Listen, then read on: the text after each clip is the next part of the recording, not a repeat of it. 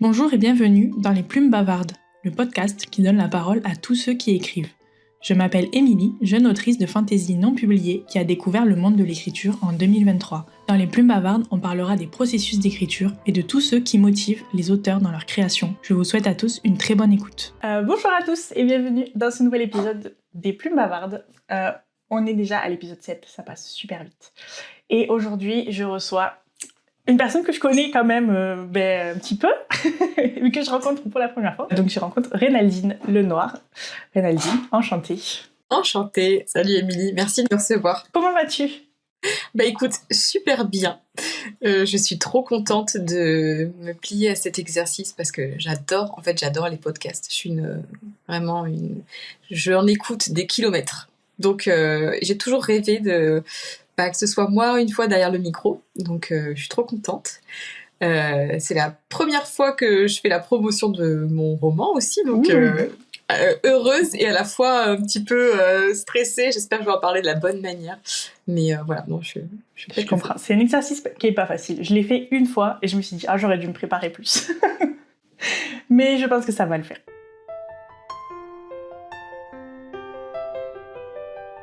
Donc déjà, on va commencer par une question basique. Il va falloir que tu te présentes. Ok, ça marche.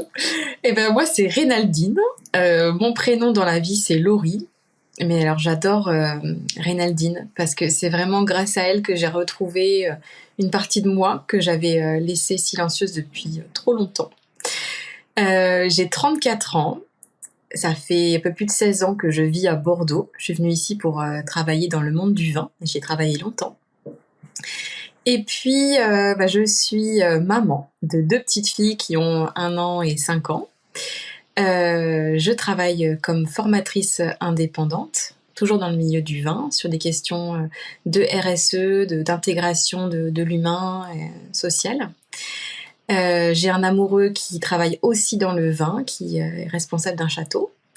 Et puis surtout, je suis aussi autrice de romans contemporains. Et voilà, le vin, ça a beaucoup inspiré mes romans. Donc voilà en quelques mots qui je suis, autrice multicasquette. Je comprends mieux du coup cet attrait pour le vin, etc. C'est cool. Du coup, donc Reynaldine, ça vient d'où ? Comment tu l'as choisi ce prénom ? Reynaldine, en fait, c'est un anagramme. C'est mon prénom et mon nom de jeune fille et mon nom d'épouse que j'ai fait un petit milkshake avec tout ça. Et Reynaldine Lenoir, du coup, c'est un mix de mon prénom et mes 2 noms de famille. Donc du coup, c'est ça aussi qui me plaît beaucoup, c'est que ça reste complètement mon identité et à la fois c'est différent. J'aime beaucoup. J'adore. Mais bravo, parce que je trouve que ça fonctionne très bien et j'admire vraiment les gens qui arrivent à trouver des noms de plumes comme ça en faisant des mélanges et tout, parce que j'ai essayé de le faire et j'y arrive pas, donc... Mais c'est marrant parce que je pense que j'aurais été hyper fière, tu vois, d'avoir vraiment mon identité sur une couverture de roman. Quand j'imaginais un roman publié, c'est comme ça que je voyais les choses, tu vois. Il y a peut-être un côté égo aussi, mais en fait, j'ai aussi beaucoup été inspirée par les Chroniques de San Francisco. Donc, c'est toute une série de livres qui se passent à San Francisco. Ça a beaucoup inspiré mon univers. Et dans cette suite de romans, il y a un personnage hyper mystérieux qui est incroyable et qui s'appelle Anna Madrigal. Et en fait, on découvre dans l'un des derniers tomes du roman que c'est un anagramme et qu'il s'agit d'une personne transsexuelle qui a complètement changé son identité. Et j'avais adoré vraiment ce petit rebondissement et je m'étais dit j'adore le côté anagramme comme ça, c'est trop bien. Donc ça a changé ta vie d'autrice à ce moment-là. Oui, carrément. Alors, depuis combien de temps tu écris et comment t'es venue l'envie d'écrire ? L'écriture, ça a toujours été là dans ma vie, vraiment en filigrane. J'ai commencé à écrire, j'étais, je pense, collégienne. Et j'ai commencé avec des nouvelles. Ma première nouvelle, je m'en rappelle encore, ça s'appelait « Lettre du bleu au rose ». Parce que quand j'étais petite, ma mère m'habillait toujours en bleu et elle habillait toujours ma sœur en rose. Et j'avais écrit une lettre d'amour à ma sœur sous forme de nouvelle. C'est trop beau. Ouais, j'en ai des frissons quand je te parle parce que vraiment, c'était un joli texte.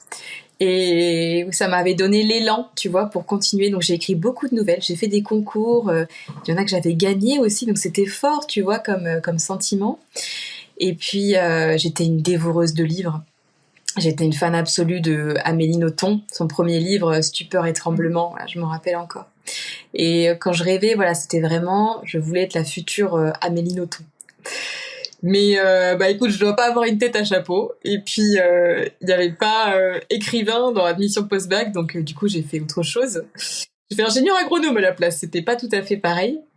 Vraiment Mais rien à voir. non, rien à voir. Vraiment de métier technique en plus. Mais l'écriture, ouais, elle était toujours présente.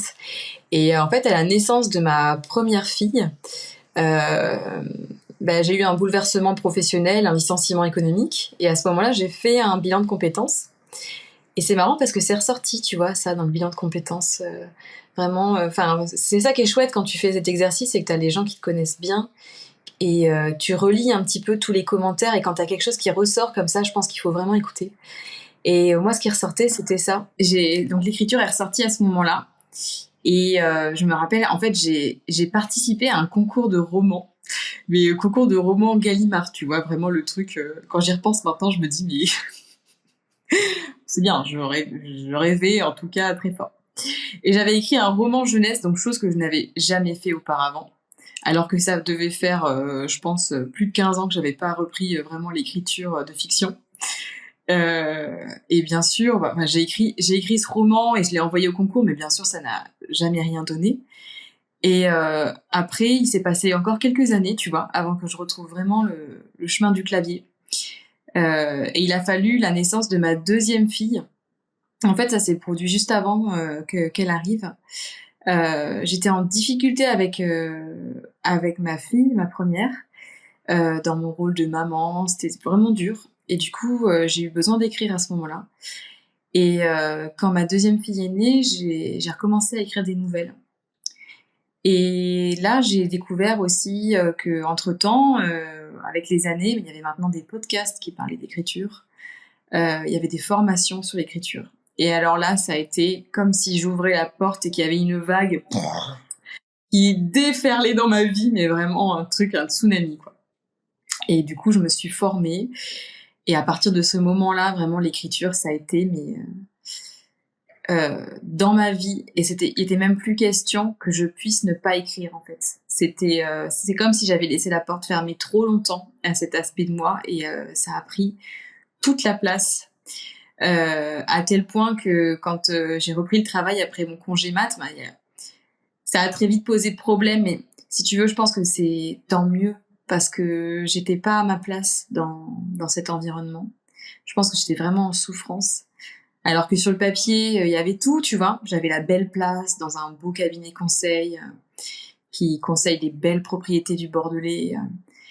Quelque part, c'est comme si j'étais arrivée, mais moi, j'étais pas à ma place. J'étais malheureuse. Et l'écriture, ça m'a fait réaliser ça. Ça a amplifié aussi, je pense, tout le côté surmenage que je pouvais ressentir à ce moment-là. Mais c'est grâce à ça aussi que ça m'a permis de me sortir de cette situation. Donc voilà comment c'est revenu.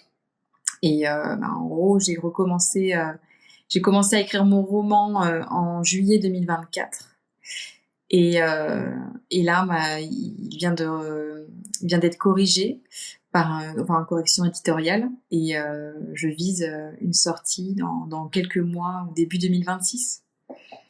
Donc quand je repense à tout le chemin parcouru, je me dis, waouh, ça a été effectivement un sacré tsunami. C'est vrai que tu es passé par plein d'étapes.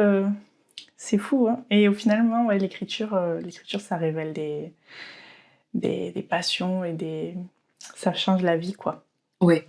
Il y a vraiment un côté, ouais. Quand tu commences, tu peux plus t'arrêter. Tu peux plus t'arrêter. Moi, si tu veux, il m'a fallu du temps pour réaliser tout ça. Je pense qu'il m'a vraiment fallu un peu plus d'1 an. Mais je pense que l'écriture, c'était aussi le lien avec ma créativité et avec ma sensibilité. Et c'est comme si c'était des choses que le monde de l'entreprise avait voulu faire taire en moi. Alors que je trouve que c'est ce qu'il y a de plus beau. En tout cas, c'est ce que je préfère dans ma personnalité. Mais tu vois, dans le monde, en tout cas les entreprises que je connaissais, c'est comme si c'était pas sérieux, tu vois. C'était une petite part d'originalité qui de temps en temps pouvait faire sourire, mais c'était pas quelque chose qu'il fallait mettre en avant.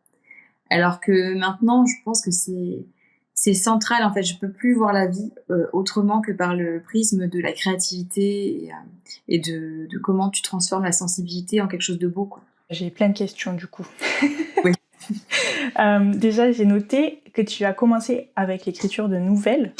Donc, qu'est-ce qui te plaisait dans l'écriture de nouvelles? Est-ce que ça t'est venu comme ça parce que c'était plus court? Est-ce que tu avais vraiment envie d'écrire ça? Comment ça t'est venu? Oui, alors les nouvelles, je te parlais de la toute première fois que j'ai écrit une nouvelle, c'est quand je devais avoir peut-être 12-13 ans. Et écoute, devait y avoir un concours de nouvelles dont j'avais entendu parler dans le CDI du collège, tu vois. Et j'avais écrit cette fameuse lettre du bleu au rose. Et j'avais adoré cet exercice. Puis je crois que j'avais toujours aimé aussi l'écriture narrative, tu vois, les cours de français. J'étais une dévoreuse de romans, mais alors vraiment, je passais des heures et des heures à lire. En fait, j'ai vraiment souvenir, tu vois, mes parents étaient séparés. Et quand j'étais chez ma mère, c'était un endroit où j'étais pas forcément à l'aise, il y avait pas vraiment mes affaires, tu vois, c'était pas pour les maisons, enfin, c'était pas chez moi. Et les mercredis après-midi, je les passais vraiment sur le lit avec ma pile de livres. Et j'avais l'impression que j'allais ailleurs, quoi. Et c'était vraiment incroyable comme sentiment, ces heures et ces heures à lire. Et du coup, l'écriture, je pense que c'est arrivé assez naturellement. Et il y a eu ce premier concours, tu vois, qui était hyper satisfaisant. Donc après, il y en a eu un deuxième. Voilà, l'écriture, c'était assez naturel après, quoi, de continuer par cet intermédiaire. Et je pense que le roman, c'était quelque chose qui m'impressionnait énormément. Enfin, c'est marrant, je me suis toujours dit, mon rêve, c'est d'écrire un roman. Et bien sûr, j'avais cette vision de, tu vois, des auteurs un peu innés, qui ont ça en eux, qui ont cette histoire, mais toute la structure du roman, le squelette derrière, ça me paraissait inatteignable en fait à mon niveau. Et il a vraiment fallu que je me forme pour me dire, en fait, oui, c'est carrément possible. Étape par étape, ça c'est vraiment une philosophie qui me parle beaucoup. Tu vois, le côté step by step. Ça m'a parlé, ça m'a libérée aussi. Je me suis dit, ah bah oui, mais c'est possible et je vais le faire, ouais. La formation aussi, ça t'a fait un boost finalement. Oh, carrément. T'avais déjà l'envie, mais la formation, c'était en mode ok, Ouais. c'est bon, du coup, je peux aller au bout. Bah, je peux aller au bout. Du coup, parle-nous un peu de la formation. Du coup, tu l'as fait en même temps que Elia? Oui, la exactement. Même promo. Alors, on n'est pas de la même promo exactement parce qu'en fait, Elia s'est formée sur la formation auto-éditée de l'ICAR, donc c'est l'Institut des carrières littéraires. Mais Elia, elle a fait la formation auto-éditée pendant que moi j'étais sur la formation devenir écrivain. Et après, elle est passée sur la formation devenir écrivain. Et moi, pour le coup, j'ai fait entre guillemets que la formation devenir écrivain parce que c'est déjà une sacrée aventure. Et je l'ai suivi pendant que j'étais salariée en plus, donc c'était intense, mais à la fois c'était libérateur. Et puis moi, je suis quelqu'un de très autodidacte. J'adore me former. Je suis formatrice en plus, donc tu vois, c'est des formations professionnelles. Mais vraiment, ça fait partie de mon identité. Je trouve que cette opportunité qu'on a d'apprendre, de s'améliorer, de progresser tout au long de la vie, c'est incroyable. Donc, je suis plongée dedans, mais alors vraiment les bras grands ouverts et j'ai jamais regretté. Mais une fois que t'es dedans, de toute façon, tu crois que tu n'en repars pas. Ces Ouais. milieux-là. Ça m'a fait faire des rencontres aussi, quoi. J'ai rencontré des personnes, des auteurs, des autrices, surtout des autrices. Incroyable. Oui, c'est qui me disait ça? Ça devait être Elia. Mais oui, mais c'était pas pendant le podcast. Mais ouais, elle me disait que justement c'était très féminin. Oui. Et qu'il y avait une entraide entre les femmes et tout, et que les hommes, ils étaient plus discrets. Quand il y en avait, ils étaient là, mais sans trop être là. Enfin, ouais, je suis assez d'accord. C'est vrai, c'est assez marqué. Mais moi, j'adore cette sororité. Tu vois, cet univers féminin, je m'y retrouve vraiment. Je suis féministe et je retrouve des valeurs très fortes. Donc du coup, tu as voulu te former plus, parce que la formation de devenir écrivain, c'est vachement basé du coup sur l'écriture en elle-même, comment construire l'histoire, etc. C'est ça? Tout le côté auto-édition, tu l'as appris toute seule? Oui, je l'apprends. Alors, c'est ma deuxième philosophie de vie, apprendre à marcher en marchant. Donc là, pour le coup, après, c'est des choix. C'est des choix. Moi, je crois profondément à l'information. Je crois aussi que la formation auto-éditée de l'ICAR, elle est incroyable. Mais pour le coup, j'ai décidé de pas la suivre juste pour une question de budget. J'ai décidé de mettre mon budget ailleurs. C'est un pari que je fais. Voilà, du coup, j'ai préféré axer sur la parution de mon roman, sur mes projets aussi pro autour de l'univers littéraire, plus que sur une nouvelle formation. Oui, et puis en plus, il y a énormément de conseils, que ce soit les podcasts ou même sur Instagram, par rapport à l'auto-édition. Donc, tu n'as pas forcément besoin de faire une formation. Tu vas pouvoir trouver les infos dont tu as besoin assez facilement, quoi. Oui, en fait, j'étais plus tout à fait dans le même mood. Quand j'ai fait la formation devenir écrivain, j'avais justement besoin de ce cadre, de cet univers aussi d'auteurs, d'autrices qui allait se construire autour de moi. Et maintenant que je l'ai, j'ai envie de me lancer, tu vois. La formation, c'est toujours un moment de pause, de réflexion, tu arbitres, tu dis ok, je vais faire ci dans tel ordre, etc. Là, je crois que j'ai tellement envie d'y aller. Je veux plus rien qui me ralentisse, quitte à me prendre des murs, mais j'ai toujours fonctionné comme ça en fait, en me prenant des murs et en disant ok, je rectifie quoi. Donc là, tu as écrit un seul roman pour le moment. Oui. Qui est en correction, on en parlera plus tard évidemment. Donc c'est un roman contemporain. Qu'est-ce qui te plaît dans ce genre, le roman contemporain, et est-ce que tu aurais éventuellement envie un jour d'écrire dans un autre genre? Est-ce que tu as d'autres idées dans des genres différents? Alors ce que j'aime dans ce qu'on appelle la blanche, les romans contemporains, je pense que c'est une littérature où je m'identifie beaucoup. C'est là où il y a ceux qui ont fait partie de mes livres préférés, je pense. Après, je suis curieuse, tu vois, j'ai lu aussi dans d'autres genres. Marie, il a des lectures différentes, tu vois, je sais qu'il aime beaucoup Alain Damasio, La Horde du Contrevent, Les Furtifs, etc. Donc, je suis aussi ouverte à d'autres manières de lire, d'autres écritures. J'adore les romans graphiques. Donc, j'essaie vraiment d'avoir cette ouverture-là, et il y a beaucoup de choses qui me plaisent. Même les BD, tu vois, l'univers BD, je peux très vite me passionner pour un truc, être geek un jour, relire du feel good le lendemain. Enfin, tu vois, je suis assez versatile, mais par contre, sur l'écriture, pour l'instant, c'est assez net sur ce que j'ai envie d'écrire et de quelle manière. Pour l'instant, j'ai pas eu envie d'écrire dans d'autres genres que du contemporain, de la blanche, parce que c'est encore une fois, c'est le côté sentiment pour moi que j'adore mettre en lumière en fait. C'est l'évolution intérieure des protagonistes, leur cheminement intellectuel, personnel, ce qu'ils deviennent en fait. C'est ça qui m'intéresse pour l'instant, et donc je suis moins dans des systèmes, tu vois, par exemple le système de magie, pour l'instant, je trouve que ça met en lumière d'autres choses. Et ça fait ressentir d'autres émotions aux lecteurs, aux lectrices. Mais ouais, moi je me concentre plus sur l'évolution des protagonistes, et j'aime bien les faire évoluer dans un univers contemporain. Du coup, tu as choisi l'auto-édition. Donc, est-ce que tu aurais eu envie peut-être de tenter l'édition classique ou pas du tout à un moment donné?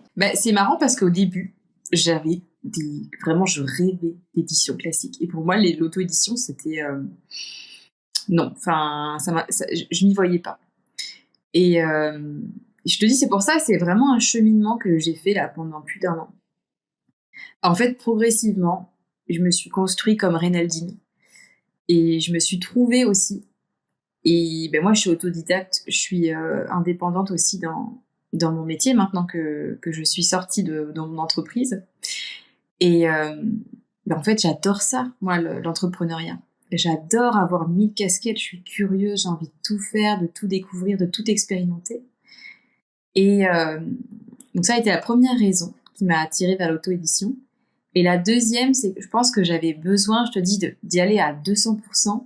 Et à partir du moment où je me suis dit, mon livre, je vais le publier, c'est moi qui vais le publier. Et je vais y arriver. Ça a été un élan de motivation extraordinaire. Et surtout, ce qu'il y avait derrière, c'était, je vais le publier, mais je vais pas le faire toute seule. Je vais me faire accompagner par des pros. Et je vais constituer une équipe autour de moi. Et ça, c'est ça qui va transformer le rêve en réalité. Et tu vois, pour la parenthèse, ce qui a été hyper important dans ce cheminement intellectuel, c'est aussi d'autres autrices que j'ai écoutées. Et je les ai écoutées sur ton podcast. Et tu vois, j'ai entendu Amandine et j'ai entendu Elia. Et alors, les deux, mais vraiment, je me rappellerai toujours. Je les ai écoutés. C'est marrant. Je me rendais. Alors, Elia, ça devait être l'aller et Amandine le retour. Parce que quand j'ai découvert ton podcast, après, j'ai déroulé. Et je me rendais à un entretien d'embauche. Justement après avoir quitté mon dernier job de consultante, je me rendais à un entretien d'embauche pour une grosse boîte bordelaise. Et j'écoutais ça dans la voiture. Et c'est comme si j'avais des signaux, tu sais. Ou peut-être des fois, t'as ton esprit qui essaie de te dire des trucs, mais t'es là, non, non, non, il faut rester raisonnable, il me faut un boulot en CDI, j'ai un prêt immobilier sur les épaules, une famille à nourrir. Et pendant l'entretien d'embauche, bah, mon corps, mais vraiment, encore une fois, m'envoyait des signaux pour ne pas y aller. J'ai eu un moment, tu vois, où j'étais en mode encéphalogramme plat. Il y avait plus rien qui se passait dans ma tête. Je savais plus où j'étais. Et là, je me suis dit, bon, c'est un signe. C'est pas moi. Et quand je me suis rassis derrière le volant et que j'ai entendu encore une fois Amandine qui parlait de son projet, qui parlait de son roman, ça a été des déflagrations. Mais après, tu sais, c'est comme le séisme. T'as la première secousse, puis après t'as les répliques qui te font réagir. Et Elia, je pense que ce qui m'a inspirée, ça a été vraiment la force qui se dégage de son profil, le culot qu'elle a eu aussi. J'ai adoré la suivre. Et Amandine, c'était la fierté qu'elle avait en parlant de son roman. Et je me suis dit, moi, je veux ça. Je veux avoir ce culot de Elia et je veux avoir cette fierté quand je parle de mon roman. Et donc, je vais bosser pour ça. Ça, c'était trop bien. C'est beau. Je suis trop heureuse que le podcast ait aidé à avoir ce déclic. Franchement, ça me fait tellement plaisir. J'ai envie de pleurer quand tu me dis ça. Je me dis parce que j'avais tellement hésité à lancer le podcast et finalement je le fais. Et même s'il y a qu'un épisode tous les mois ou quoi, finalement ça t'a aidé. Je suis trop heureuse de ça. Ah ouais, carrément. Je suis ravie que ça t'ait aidé. J'espère que ça aidera d'autres personnes aussi. Ouais. Bah écoute, trop j'espère cool. Aussi. Alors que tu vois, quand je l'ai lancé au début, je me suis dit, dis donc, Émilie, elle est sur ce format de podcast long. Ça aussi, c'est culotté. Mais en fait, c'est un des trucs qui m'a trop plu. Et je me suis dit, mais moi, j'ai toujours aimé ça, en fait. J'ai écouté Génération Do It Yourself, tu sais, c'est des podcasts qui durent 3 heures. Ah ouais. J'adore. Ah ouais, moi j'adore les podcasts longs aussi. Je trouve que tu peux mieux, déjà tu peux dire plus de choses, tu peux entendre plus de choses. Et t'es avec la personne pendant un long moment, donc en fait t'apprends à la connaître vraiment de fond en comble, si je puis dire. Et que les podcasts de 20 minutes, bon c'est intéressant, mais c'est pas assez creusé. Ouais, t'as une intimité qui se crée avec la personne. Je te dis, Elia, je la connaissais. Mais Amandine, j'avais l'impression de la connaître. Et depuis, tu vois, je suis rentrée en contact avec elle. C'est ça qui a fait le pont pour moi, c'est de l'avoir entendue. Ça m'a permis de lui envoyer un message parce que je te dis, j'avais l'impression que j'avais déjà discuté avec elle. J'adore. Bah ouais, merci. Bah écoute, merci à toi. Du coup, auto-édition. Donc est-ce que tu as envie à terme de vivre de ton écriture? Ou est-ce que tu l'envisages comme l'autre partie de ton activité? En fait, c'est marrant là, je vais te donner d'exclus. J'ai envie de vivre de mon écriture, mais que ce soit une partie de mon activité professionnelle. Là, tu vois, je suis indépendante. Déjà, ça m'a fait vraiment quelque chose sur ma déclaration, parce que je sais que tu t'es déclarée il y a pas longtemps sur Linky et tout ça, donc tu vas être dans le truc. À côté de mon activité de formatrice et consultante, d'écrire auto-édition, ça a été très fort, tu vois, administrativement de l'écrire. Et en fait, c'est tout le parcours que j'ai eu. Ça m'a donné de faire aussi autre chose de ça. Et là, je suis en train de travailler pour me lancer aussi comme accompagnatrice et coach en projet littéraire. Parce que je sens que c'est trop un truc pour moi. J'ai envie d'aider des femmes à retrouver la flamme, tu vois, que moi, je l'avais perdue. Et j'ai envie d'aider des femmes à retrouver ça, le feu sacré, là. J'adore. Ouais, en plus, c'est hyper cohérent parce que vu que t'es formatrice, ça va, tu sais y faire avec les gens, etc. Tu sais trouver les mots et mêler les deux, c'est trop bien. J'adore. Bah écoute, ouais, j'espère. Et est-ce que tu vas faire ça aussi en autodidacte, en prenant ton expérience à toi, ou est-ce que tu vas te former aussi sur ça? Oui, alors c'est marrant, c'est vraiment des questions que je me pose. Mais moi, tel que je vois les choses, en fait, j'aimerais être coach en projet littéraire, mais que mes propositions, elles soient aussi beaucoup axées sur le groupe, sur le collectif, parce que j'y crois énormément.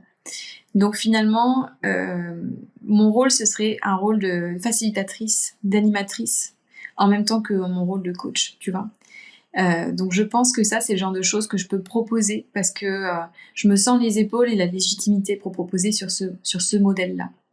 D'être vraiment la personne qui facilite l'animation dans le groupe et l'émergence de projets aussi grâce à l'émulation que tu trouves dans un collectif. Pour l'instant, j'envisage des choses comme ça. Peut-être qu'après, je dirais, en fait, non, je vais me reformer complètement au métier de coach. Mais pour l'instant, je vois les choses de cette manière. De faire à ma façon, en fait. Et donc, ce serait plutôt à distance. Je suis en train de parler que de ça. Ce serait plutôt à distance ou tu envisages de le faire sur Bordeaux, de te déplacer Alors, je le vois plutôt à distance, avec aussi des ateliers d'écriture en présentiel. À Bordeaux. C'est vraiment un beau projet. Mais franchement, je te souhaite d'y arriver parce que c'est super cool. De toute façon, tout ce qui touche à l'écriture, je trouve ça génial. Donc... Ouais. J'aimerais qu'on parle du coup des pages survoltées, puisque j'ai eu la chance. J'ai écouté l'épisode 3 hier. Celui avec le ventilo. Non, en fait, il faisait très très chaud et j'avais laissé mon ventilateur allumé et j'ai découvert après l'enregistrement que Elia nous avait fait un message sur le groupe WhatsApp en disant Reynaldine, ton ventilo fait du bruit. J'étais là, ah merde. Donc, oui. En vrai, je trouvais pas que c'était gênant. On entendait super bien les voix et tout, franchement ça m'a pas gêné. Moi le seul truc c'est que tu as écrit avancer à 10 minutes, sauf que je pouvais pas avancer sur l'ordinateur. Donc du coup j'ai regardé pendant 10 minutes les problèmes techniques, c'était marrant. Non. mais franchement j'ai adoré vous écouter, franchement c'était hyper apaisant. En fait je faisais autre chose en même temps et je vous écoutais, j'étais là, c'est génial. Et je pense que j'écouterai les autres épisodes et je regarderai les lives des prochaines sessions du coup. Est-ce que tu peux nous expliquer le concept s'il te plaît des pages survoltées? Tu vois, survoltées, ça m'est venu surtout en pensant à Marina, qui est vraiment notre petite pile électrique du groupe, donc je trouve que ça lui correspond trop. Et en fait, les pages survoltées, c'est né d'une rencontre à Lyon en avril, parce que c'était le premier séminaire l'ICAR, et on s'est retrouvés avec 114 autoristes en séminaire, tous réunis. Et c'est là que, si tu veux, en fait, t'es vachement nombreux, et moi, avant de venir, tu te retrouvais un peu comme la rentrée au collège, là, en sixième. C'est ça. Du coup, moi, j'avais Pauline, alias Elisa, de son nom de plume, qui avait bêta lu mon roman. Et en fait, sa bêta lecture, j'avais déjà l'impression, limite, c'était une amie, vraiment. Elle avait fait ça avec tellement de respect. Moi, j'avais bêta lu son roman et elle le mien. Et du coup, on avait beaucoup échangé autour de ça. Et il y avait vraiment un lien déjà qui s'était créé avec Pauline. Et je suivais Elia aussi sur les réseaux. Et je la trouvais géniale. Donc, j'avais hâte de la rencontrer. Et également, donc Marina, qui était de ma promo. Marina Sorelli, de son nom de plume. Et du coup, j'avais ces petites têtes dans mon petit, tu vois, mon truc, de me dire, ces filles-là, j'ai trop envie. Si j'ai pas beaucoup de temps, j'ai 2 jours. Mais ces filles, j'ai trop envie de mieux les connaître. Et du coup, c'est ce que j'ai fait. Et avant qu'on se quitte, il y avait une telle émulation, tu vois, de ce séminaire. C'était tellement émouvant aussi. Je leur ai dit, les filles, j'ai envie qu'on fasse un truc ensemble. Là, je sens qu'on pourrait faire un truc avec toutes nos petites personnalités. Donc, donnez-moi vos numéros et puis je vais réfléchir à un truc. Et je sentais qu'elles étaient dedans, tu vois. Et après, j'ai un peu brainstormé toute seule. Je leur ai proposé un truc, un concept, un rendez-vous. Avec Pauline, on écoutait toutes les deux un podcast justement sur les dessous de l'écriture qui a été fait entre autrices. Et j'aimais bien ce concept parce qu'effectivement, t'avais l'impression que tu connaissais mieux les autrices, comme si c'était pouvaient être des copines à toi, quoi. Mais ce que je voulais là, c'était aussi parler de nos vies, nos projets aussi en tant que autrice qui visait l'auto-édition. Ça, c'était vraiment quelque chose qui nous différencie. Et je trouvais que Instagram, c'était un média qui était hyper intéressant parce que ce côté live de réaction en direct et puis aussi de facilité d'Insta me plaisait énormément. Donc, on s'est fait des réunions toutes les 4. On a accordé nos violons, on a brainstormé pour trouver notre petit logo, le format. Et on s'est lancé, tu vois, sur le premier. Et plus le temps passe, plus je sens il y a cette récurrence, en fait, qui se met en place. et on est vraiment tout à fond dedans. Et je trouve ça mais incroyable. Quand je l'ai lancé, tu vois, limite j'avais peur de les déranger. J'étais là, bon, viens, je leur propose un truc, là ça se trouve elles ont autre chose à faire en fait. Et elle est à fond dans ses projets, les filles elles sont sur leur écriture à 200%. Et j'avais peur que ça leur prenne du temps, qu'elles avaient pas forcément envie de mettre là-dedans. Alors que là je réalise que il y a les pages survoltées. À chaque fois qu'on fait un épisode, à la fin, on est trop contente. Tu vois, on s'envoie des messages, on dit, mes filles, c'était cool, ça nous a fait du bien, c'était génial, il y avait du monde, ça prend de plus en plus. Et puis, il y a notre petite discussion WhatsApp, et tu vois, ça n'a pas de prix, quoi. De rester en lien, dire comment vous allez. Tu vois, c'est ça aussi que j'ai envie de faire dans mon projet professionnel. De permettre ça à d'autres femmes. De dire, j'ai mon petit crew, là. On n'est pas trop haut, on est 5-6, tu vois, et on se soutient à 200%, quoi. C'est vrai que ça se ressent quand on regarde le live. Ouais. Et ça fait c'est vrai que ça fait du bien de discuter d'écriture et d'avoir ce truc. Je suis pas toute seule en fait. Ce que je vis dans mon écriture, quelqu'un l'a déjà vécu. Et c'est bien d'échanger autour de ça. Ce qu'elle disait Elia hier sur le fait que je dis hier, mais c'était l'épisode 3, où elle dit que les personnages, ils ont changé l'histoire et tout, et qu'elle avait l'air totalement submergée par ce truc-là, alors qu'en fait, c'est tout à fait normal, et le fait qu'elle en parle et tout, et on sent que ça l'a rassurée, quoi. On sent dans l'épisode que, d'un coup, il y a un poids qui s'est enlevé de ses épaules, quoi, et c'est super beau. Ouais, donc, c'est un beau projet, j'aime beaucoup. Et pourquoi pas un jour le passer sur Twitch et faire un gros truc, quoi. Oui, carrément. Franchement, moi, je ne demande que ça, tu vois. Faut que je bosse un peu la technique. Ouais. Ouais. Non, mais c'est super. J'ai adoré. Et je pense que j'essaierai de regarder le prochain en live. Donc, ce sera plutôt en septembre. Faites une pause pour... Début septembre, on va faire une pause en août, là. Et on va passer à la partie 2.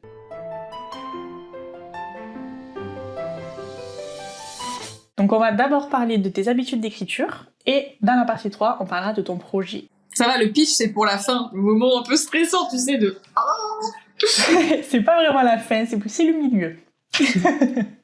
Mais on commence par les habitudes d'écriture, généralement. Et comme ça, après, on peut rentrer dans le vif du sujet. Bien. Alors, la question phare de ce podcast, es-tu architecte ou jardinière ? Ah oui, c'est vrai, j'ai adoré cette question sur les autres. Sur les autres. Non, alors écoute, pour mon roman, j'étais à fond architecte parce que je pense que j'avais beaucoup besoin de me rassurer. Donc j'ai fait un magnifique plan en mode carte mentale. J'ai beaucoup bossé cette carte mentale. Et en fait, ce que ça m'a permis, c'était d'avoir vraiment tout mon roman sous les yeux. Et ça, c'était déjà c'était rassurant, parce que j'étais là, ok, donc je sais exactement où je vais, je sais ce qui va se passer dans chacun des chapitres. J'ai pas du coup ce syndrome de la page blanche, je sais où sont mes bascules, et ça c'est posé. Et plus j'ai avancé, après j'ai écrit, et j'ai modifié, et j'ai écrit, et j'ai modifié, et plus j'ai avancé dans mon roman, plus ce plan il s'est construit, et je pense que je vais vraiment m'en servir de cette structure sur les prochains, parce qu'à chaque fois en fait t'as les enjeux du chapitre, qui sont les protagonistes qui interviennent. Là, dans mon premier roman, c'est écrit à la 3e personne, mais on est vraiment dans les pensées du héros. Donc c'est comment lui, il évolue dans le chapitre. Qu'est-ce qui va se passer en lui et est-ce que il y a une bascule ou pas. Et tu vois, ça, ces structures, je les reproduis sur je crois qu'il y a 30 chapitres. Et ça m'a énormément aidée. Surtout quand, tu vois, je connaissais un peu ce que Elia décrivait dans les pages survoltées, là, ce côté de « Ah, c'est en train de m'échapper, mes personnages font n'importe quoi !» Et du coup, j'étais là « Ok, mais il y a quand même le cadre. Donc, allez-y, les gars, faites ce que vous voulez, mais c'est quand même moi qui pilote. » Du coup, ouais, plutôt architecte. Et là, tu vois, je suis en train de bosser sur mon 2e roman. En fait, j'avais l'impression que j'étais un peu en mode... Comme si je me retenais, tu sais, allez, vas-y, faut que tu bosses tes persos, faut que tu bosses ton plan. Et il y avait vraiment limite une frustration de pas pouvoir écrire parce que, tu vois, depuis le temps que je corrige mon premier roman, que j'ai fini... En fait, je crois que la phase du premier jet, je l'ai fini en décembre 2024. Donc, depuis décembre 2024, j'ai pas fait d'écriture libre, entre guillemets, vraiment de premier jet. Et j'ai hâte de retrouver ça. Des fois, j'ai des petites voix dans ma tête, des personnages qui commencent à parler... Et j'ai envie de les écrire, tu vois. Et du coup, je me suis dit, attends, au bout d'un moment, lâche un peu les chevaux. Si t'as envie d'écrire des paragraphes, tu les écris. Et je pense que je vais plus le faire en mode un mix, tu vois, cette fois. Pas trop me discipliner, même si là, j'ai ma structure, j'ai mon plan aussi qui est fait sur le roman 2, donc voilà, ça me rassure aussi. Ouais, on sent un besoin d'écrire, là. Il manque... Ouais. Il y a un manque. Ça fait du bien de temps en temps d'écrire. Moi, je sais que j'ai déjà fait ça sur des scènes de mon tome 3, par exemple, où je les ai en tête depuis longtemps et j'ai besoin de les sortir. Donc, je les écris. Je sais que ça va rebouger, mais au moins, c'est écrit et j'ai pas la frustration de me dire j'ai hâte d'arriver à ce moment-là de l'écriture. C'est déjà écrit, puis on verra plus tard, quoi. Moi, Ça libère un peu. Je comprends vraiment ce sentiment, ouais. Et du coup, j'ai une question que j'avais notée pour la partie d'avant que j'ai oublié de te poser. Parce que tu dis que tu es en train d'écrire du coup ton deuxième roman. Dans les pages survoltées, tu as dit que un auteur auto-édité, pour vivre de sa plume, il doit sortir au moins 3 romans par an. Est-ce que c'est ce que tu vises et est-ce que tu as assez d'idées dans ta tête pour arriver à ce stade-là? Alors oui, effectivement, ça, ce chiffre, c'est quelque chose qu'on nous a dit à plusieurs reprises en formation. Je pense que c'est si tu vises vraiment à vivre pleinement de tes romans. C'est un objectif, effectivement, 3 romans par an. Et non, c'est pas le mien. C'est pas le mien, je vois pas les choses de cette manière. Moi, j'ai pris beaucoup de plaisir à écrire ce roman. Pour moi, allez, là, je m'étais dit 2 romans par an, ce serait idéal. Mais à la fois, je te dis, j'ai cette activité là que j'ai envie de lancer. Et mes romans, pour moi, c'est autre chose que, certes, il faudrait que ça s'inclue dans mon business plan global et dans mes revenus, mais je veux pas que ce soit la seule source de mes revenus. Pour garder justement ce souffle, cette créativité, là pour l'instant, j'en ai plein des idées, tu vois, là j'en ai 2 des romans dans la tête, mais si je faisais ça tout le temps, déjà je sais que ça correspond pas à ma personnalité. Moi, il faut que je fasse plein de trucs. J'adore faire plein de trucs. J'ai besoin d'avoir des gens autour de moi. J'ai envie d'être cette petite, tu vois, cette petite étincelle qui facilite les choses aussi pour d'autres autrices, auteurs. Donc, non, je me vois pas vivre pleinement de mes romans. Par contre, je veux vraiment réfléchir à une activité qui mette l'écriture au centre de ma vie et qui me permette d'écrire au quotidien. Ça, c'est très important. À quelle fréquence arrives-tu à écrire? Parce que du coup, tu disais que tu es maman, donc et vous en parliez aussi dans les pages survoltées, il y a vraiment une double vie, ta vie de maman, et je crois que Amandine aussi avait ce côté-là. Est-ce que tu arrives à bien intégrer l'écriture dans ton quotidien? Eh ben, il y a eu 2 phases, en fait. Il y a eu la phase où j'étais salariée, consultante. Là, c'était un peu infernal parce que je revenais de congé mat. J'ai 2 petites en bas âge. Il y a ça aussi, il y a les enfants en bas âge, c'est beaucoup d'attention, de soins, d'énergie. Et j'avais un job de consultante avec des déplacements, pas de télétravail possible. Un gros volume horaire. Donc du coup, il y avait vraiment tous les ingrédients. Et je te dis, c'est vraiment ça qui... En fait, j'avais l'impression, tu sais, d'être un ballon rempli d'eau. Et que, tu sais, mais vraiment, plus tu le presses, et ça ressort d'un côté, ça ressort de l'autre. Il fallait vraiment que l'écriture, elle soit là. C'était pas possible. Donc, quand j'étais consultante, c'était un peu extrême. Je me levais à 5h du mat. Parce que je voulais écrire, en fait. J'étais là, mais en fait, moi, je suis un peu toc-toc. Enfin, j'ai une bûche dans la tête. Quand je veux un truc, mais je me donne vraiment les moyens. Mais parfois, du coup, ça va trop loin, tu vois. Et là, ça allait trop loin. Et puis en plus, ça marchait pas parce que je me levais à 5h du mat et du coup, mon bébé se réveillait parce qu'elle m'entendait. Et donc, je me retrouvais à 5h30 en mode youhou, je peux pas écrire. Et en plus, faut que je m'occupe de mon bébé qui s'est réveillé plus tôt que prévu. Donc je faisais comme ça. Je faisais aussi le soir et le week-end. Et ça, j'ai aussi pu compter vraiment sur mon amoureux. Il a été super. Mais parce que dès le début, j'ai pu lui exprimer. En fait, je lui ai dit, j'en ai besoin pour être bien. Et il y a par contre un truc qui a été le déclic dès le début, c'est que j'ai compris que l'écriture, c'était ma bouée. Et que avec ça, je serais une meilleure maman. Que je serais pas une maman frustrée, que je serais pas une maman qui s'ennuie. Et ça m'a aidé à m'accepter aussi dans mon rôle de mère, parce que parfois la société elle te renvoie une image où la maternité, c'est que de la félicité, il faut aimer, voilà, s'occuper des enfants, les arts créatifs, les l'empilage de cubes, tout ça. Ouais. Moi, c'était pas moi. C'est pas moi. Je suis pas cette maman-là. Il y en a qui arrivent super bien. J'en ai dans mon entourage, à la crèche et tout, je vois. Il y en a, elles sont faites pour ça et c'est beau, et il y a des papas aussi comme ça. Moi, c'est pas moi. Je suis un autre type de maman.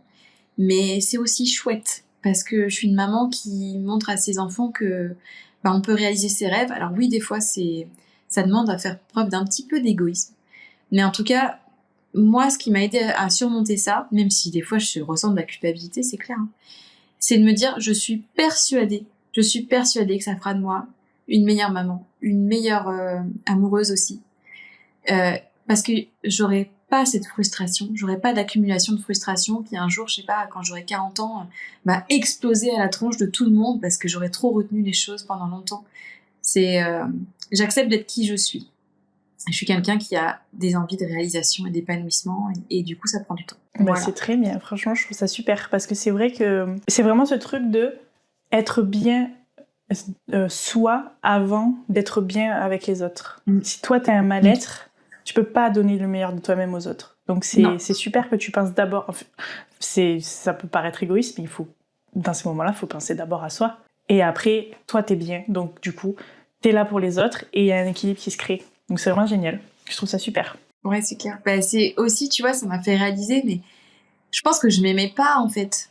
Je m'aimais pas, et tu peux pas aimer pleinement les autres tant que tu t'aimes pas toi-même, quoi. Ça fait un peu bateau, tu vas te dire ça, mais c'est une réalité.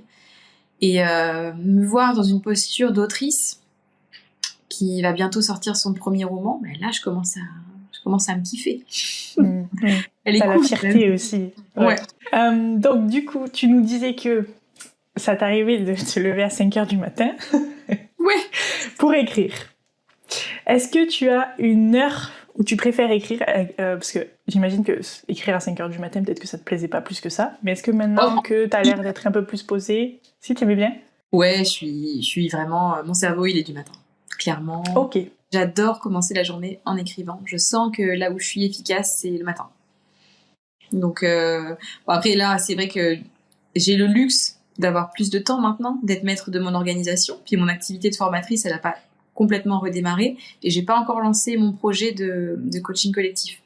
Donc là, pour l'instant, j'ai quand même du temps que je n'aurai sans doute plus dans quelques mois. Il va falloir aussi que je me discipline. Mais là, en ce moment, mes temps d'écriture, tu vois, quand j'ai fait la correction de mon roman, je savais que j'avais ce temps de 8h30 à 10h30. Ça, c'était un engagement que j'avais pris avec moi-même au séminaire Vicard. De 8h30 à 10h30, c'était full écriture. Et sans téléphone. Donc, c'est-à-dire que le téléphone, il reste au rez-de-chaussée. Et je monte et je ne le touche pas. Et j'avais une qualité de concentration qui était énorme. Donc, j'étais vraiment efficace là-dessus. Bravo, parce que on en parlait avec Louisa dans l'épisode d'avant. Il y a vraiment, le téléphone, c'est un fléau, quoi. C'est vraiment génial de réussir à le poser et de se dire, je n'y touche plus, parce que moi, j'y arrive pas. Il est vraiment là. Et des fois, je me dis, arrête de le toucher. Tu peux pas m'en empêcher. Donc, c'est bien. Bah ouais, je m'en suis rendu compte parce que dès que je bloquais aussi dans l'écriture, tu sais, j'étais sur une scène un peu compliquée à écrire, bim, réseaux sociaux. J'étais non, en fait, tic-tac, tu vois. Et après, ce qui m'a aidé aussi, c'est que, mine de rien, j'avais du temps, mais pas non plus illimité, parce que j'en ai profité aussi de cette période de transition pour passer plus de temps avec mon bébé et ma fille. Donc, mine de rien, l'horloge est tournée très très vite.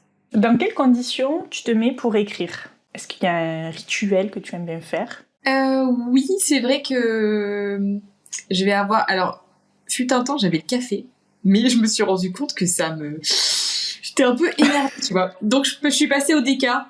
Déca crème, c'est un peu mon credo. Et puis, après, je me suis aménagé mon bureau, qui est à l'étage, qui est à côté d'une fenêtre.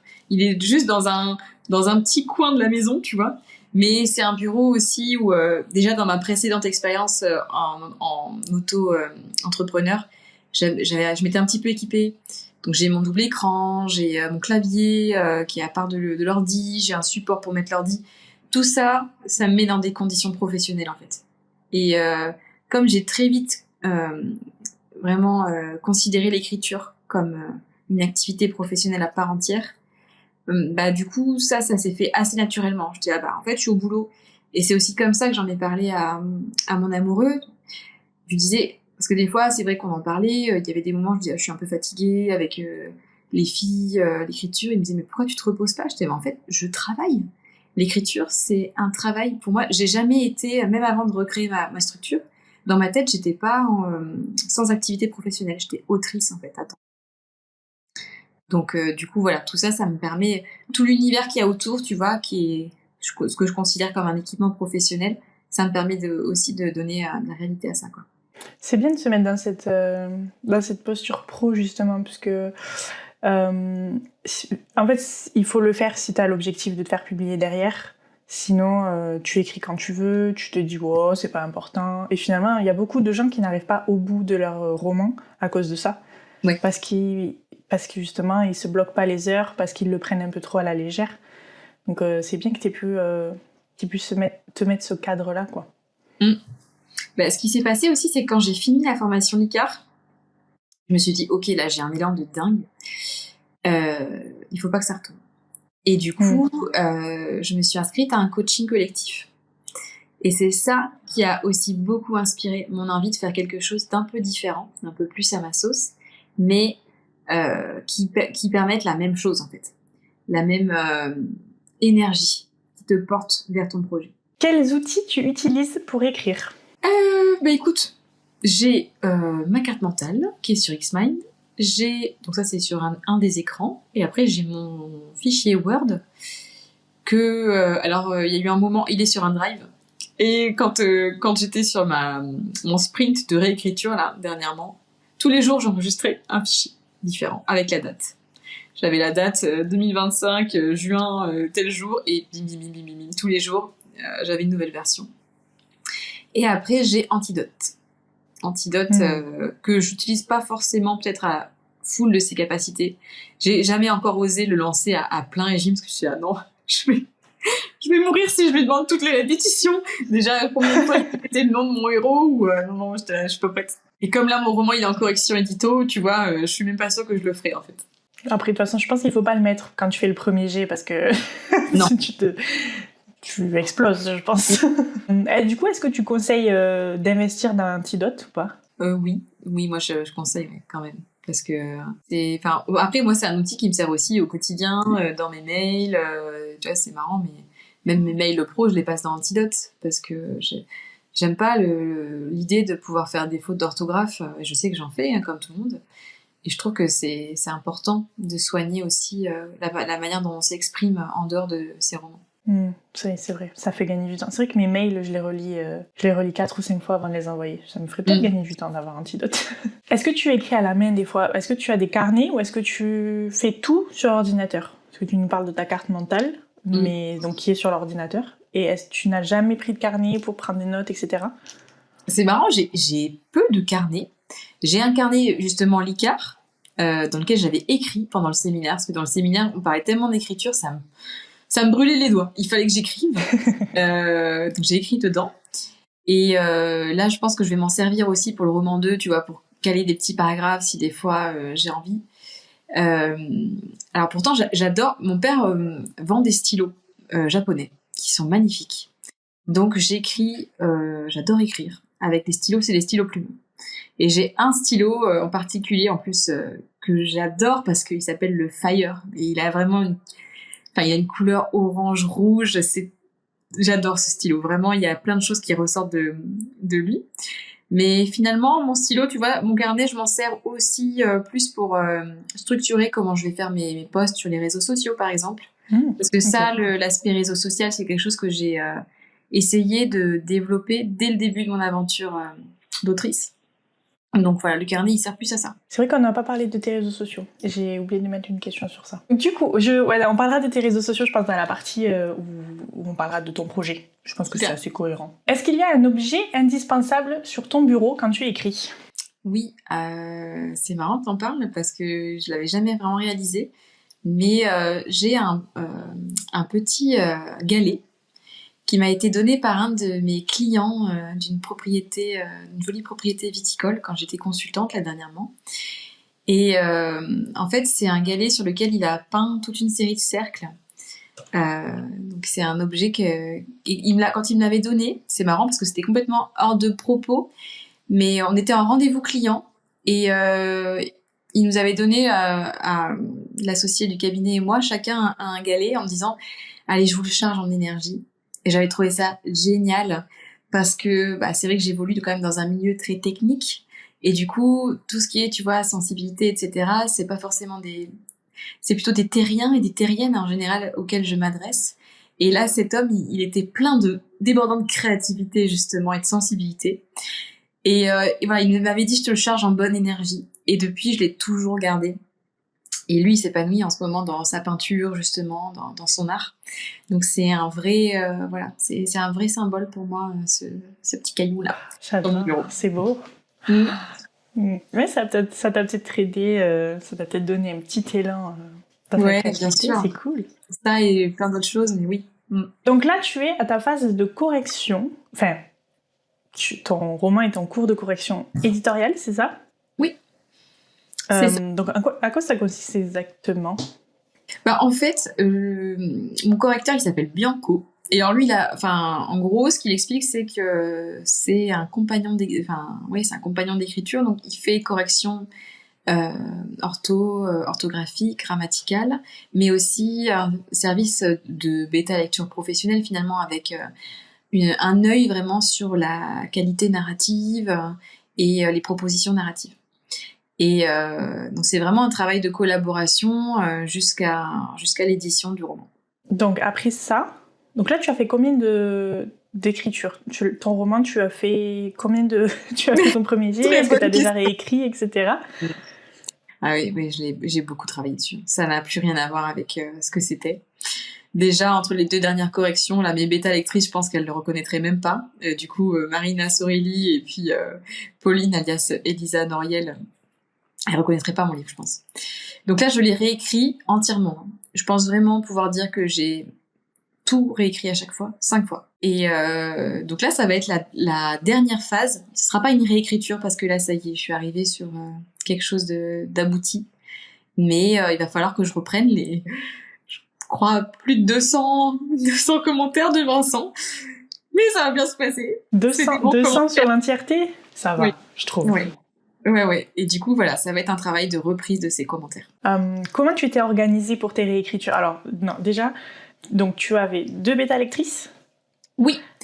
Et oui. Est-ce qu'elles relisaient à chaque fois? En fait, j'ai commencé par Elisa Noriel, donc qui a corrigé mon roman, qui a bêta-lu mon roman. Et suite à la bêta-lecture de Elisa, j'ai commencé à tout réécrire en appliquant des clés de lecture. Donc à chaque fois, je savais qu'il y avait vraiment une faiblesse sur l'aspect immersion dans la psyché de mon héros. Donc j'avais fait toute une réécriture, tu vois, presque que sur ça. Chapitre par chapitre, j'ai essayé de passer, ok, donc il y a ça, il y a l'immersion, il y a l'aspect aussi univers viticole qui est très présent dans mon roman, donc comment je le rends accessible sans trop vulgariser, mais sans en faire un sujet, parce que je voulais vraiment que ce soit un décor et que ça prenne pas la place. Qu'est-ce que j'avais d'autre? J'avais la vie dans les descriptions, tu vois, les sens aussi. Faire appel à tous les sens. Donc j'avais plusieurs clés de lecture comme ça. Et quand j'ai eu terminé, en fait, j'étais toujours pas satisfaite de ce que j'avais écrit. Et ça, c'était hyper important pour moi, d'être satisfaite de ce que j'avais fait. Et là, je l'ai envoyé en bêta lecture à Marina Sorelli, du coup, qui m'a fait un retour assez piquant. Mais ça m'a fait du bien parce qu'en fait, je l'aimais pas mon roman. Et à ce moment-là, Pauline aussi, on s'était fait un point et elle m'avait dit des choses. J'aimais pas en particulier la dernière partie. Et on avait compris ensemble ce qui pêchait. Et ça, ajouté au retour de Marina, qui a été, qui m'est rentrée dedans. Franchement, elle m'est rentrée dedans, mais quand je l'ai entendue, je me rappelle, c'était en mai. On avait plein de copains qui étaient chez nous là, dans la maison, Et du coup, Marina me fait un vocal. Et j'étais là, purée, mais elle a raison. Elle a raison. Et à la fois, c'était en mode, voilà, là, je suis qu'une merde, tu vois. Enfin, vraiment, j'ai pas écrit bien. Mais non, mais parce que j'étais encore, même psychologiquement, j'étais encore vulnérable. J'étais encore dans un moment où je savais plus trop où j'en étais. J'avais écrit, je mettais toute ma valeur dans ce manuscrit. Donc finalement, il n'était pas abouti. Je le sentais. Et Marina me l'avait dit aussi. Et à la fois, je me suis dit, c'est génial parce que là, ce qu'elle a dit, c'est vrai. Et ça y est, j'ai la lumière. Je sais ce qu'il faut que je fasse pour que ça devienne bien. Et si j'y arrive, ben, je vais avoir écrit un truc vraiment bien. Donc ça a été, tu vois, il a fallu passer ce moment de, enfin vraiment, t'as déjà passé quand même une paire d'heures dessus, et faut dépasser le truc. Et ça a été, ouais, je crois que ça a été la correction 4, et après il y en a eu encore une autre. Et là, je me suis dit, ah oui, si, le truc après qui m'a vraiment motivée, c'est que j'ai décidé que j'allais auto-éditer mon roman, et j'ai choisi Vincent, alias Bianco, comme correcteur éditorial. Et ça, après, je l'ai appelé, je lui ai dit, Vincent, je vais travailler avec toi. Par contre, là, je vais pas t'envoyer mon roman tout de suite parce que sinon, de toute façon, il m'aurait défoncé. Non, je dis ça, mais en fait, je pense qu'il est incapable de défoncer qui que ce soit. C'est une crème. Mais il n'était pas prêt, mon roman. Je lui ai dit, par contre, je te l'envoie dans 6 semaines. Et là où il a été génial, Vincent, c'est qu'il m'a dit, ok, génial. Si t'as besoin qu'on se fasse un point à mi-parcours, on se fait un point. Et donc, dans 3 semaines, on se fait un petit vocal et on voit où t'en es. Et si t'as des blocages, on va les dépasser. Donc, tu vois, c'est devenu aussi un coach à part entière dans ce projet. À partir du moment où je lui ai dit on va travailler ensemble, j'étais plus toute seule à bosser le roman. Il était là, toujours en filigrane, une petite présence, tu vois, hyper bienveillante sur les réseaux aussi, à commenter, ou de temps en temps on se faisait des vocaux. Et ouais, ça c'était génial. Du coup, ça m'a aidé à passer le cap de la 5e correction. Et du coup, la Voilà. dernière. Et du coup, la correction, la dernière, ce sera la 6e. C'est vraiment un travail de longue haleine. Ah, ouais. C'est bien, c'est vraiment bien d'être entouré, d'avoir des gens qui n'hésitent pas à te faire des retours nécessaires, quoi. Sans être méchant, mais il faut des fois dire la vérité et dire ben là, il y a beaucoup de choses à corriger, quoi. Il n'y a jamais rien eu de méchant, tu vois. Ouais, c'est ça. Hein. Ouais. Il n'y a jamais rien eu de méchant. Mais c'était... Mais moi, des fois, c'est aussi ce genre de commentaires dans la vie qui m'ont le plus secoué, qui m'ont le plus fait avancer. Mais je crois, enfin c'est marrant, une fois j'avais fait un post en disant, j'avais vraiment besoin des deux, le duo Elisa-Marina. Parce que j'avais besoin de la bienveillance d'Elisa, de la douceur, de la justesse. Et j'avais besoin du piquant aussi de Marina, tu vois. Et le petit chèque des deux, ça m'a fait avancer. Et du coup, Elisa, elle a aussi fait la formation LICAR, enfin une des deux. Donc c'est comme ça que tu l'as rencontrée ? C'est comme ça que je l'ai rencontrée. Ok. Elisa et Marina étaient toutes les deux dans ma promo. Et Elia, elle était je la suivais sur les réseaux, je savais qu'elle faisait la formation auto-éditée. Et après, on s'est retrouvés ensemble en avril au séminaire à Lyon. Est-ce que il y a des livres que tu aimes lire pour t'aider dans ton écriture ? Pour l'instant, j'ai pas fait cet exercice. On m'en a conseillé un récemment d'une journaliste. J'ai mangé le nom. Je pense que zut, j'ai mangé le nom. Mais je pense que je me l'achèterai ce roman. Mais je trouve que ça. Enfin, j'ai tellement écouté aussi des kilomètres et des kilomètres de podcasts avec des conseils, Je pense que ça y est là. Pour le moment, la jauge est pleine pour un certain temps. Il faut que j'aille au bout du projet et après je vais améliorer l'écriture et je vais m'inspirer des grands, mais ça met un peu la pression en fait. Je suis plus à un stade où j'ai envie de remettre en question ma manière d'écrire. Je le referai plus tard. Mais là, faut foncer là maintenant. Tu as raison. Ouais. Mais c'est vrai que il y a tellement de ressources aujourd'hui disponibles qu'il n'y a pas forcément besoin d'acheter des livres qui concernent l'écriture, quoi. On est entouré de podcasts, on est entouré de comptes Instagram de pros qui donnent des conseils, même des vidéos YouTube, etc. Donc, je comprends. C'est cool aussi, en fait, mais je préfère garder du temps pour lire aussi. Que fais-tu quand tu as un blocage d'écriture ? Je vais courir. Oh ! Meilleure technique. Quand je cours avant d'écrire, j'ai des idées qui me viennent. Des fois, je sors le téléphone à la fin, tu sais, je fais une dictée vocale parce que... Vraiment, c'est ma façon de résoudre des problèmes, c'est d'aller courir. Ça ordonne tout dans ma tête. Ah, putain, c'est bien. Ouais, ça marche. L'utile à l'agréable. Ouais, vraiment, ça marche à tous les coups. Courir ou nager. Nager, c'est plus apaisant. Disons que courir, c'est vraiment c'est le feu d'artifice d'idées. Nager, c'est peut-être plus, comme tu le dis, la résolution de problèmes. Très bien. Bon, mais alors on va pouvoir parler de ton projet, ça y est. Ça y est, on est dans la troisième partie. On est dans la troisième partie.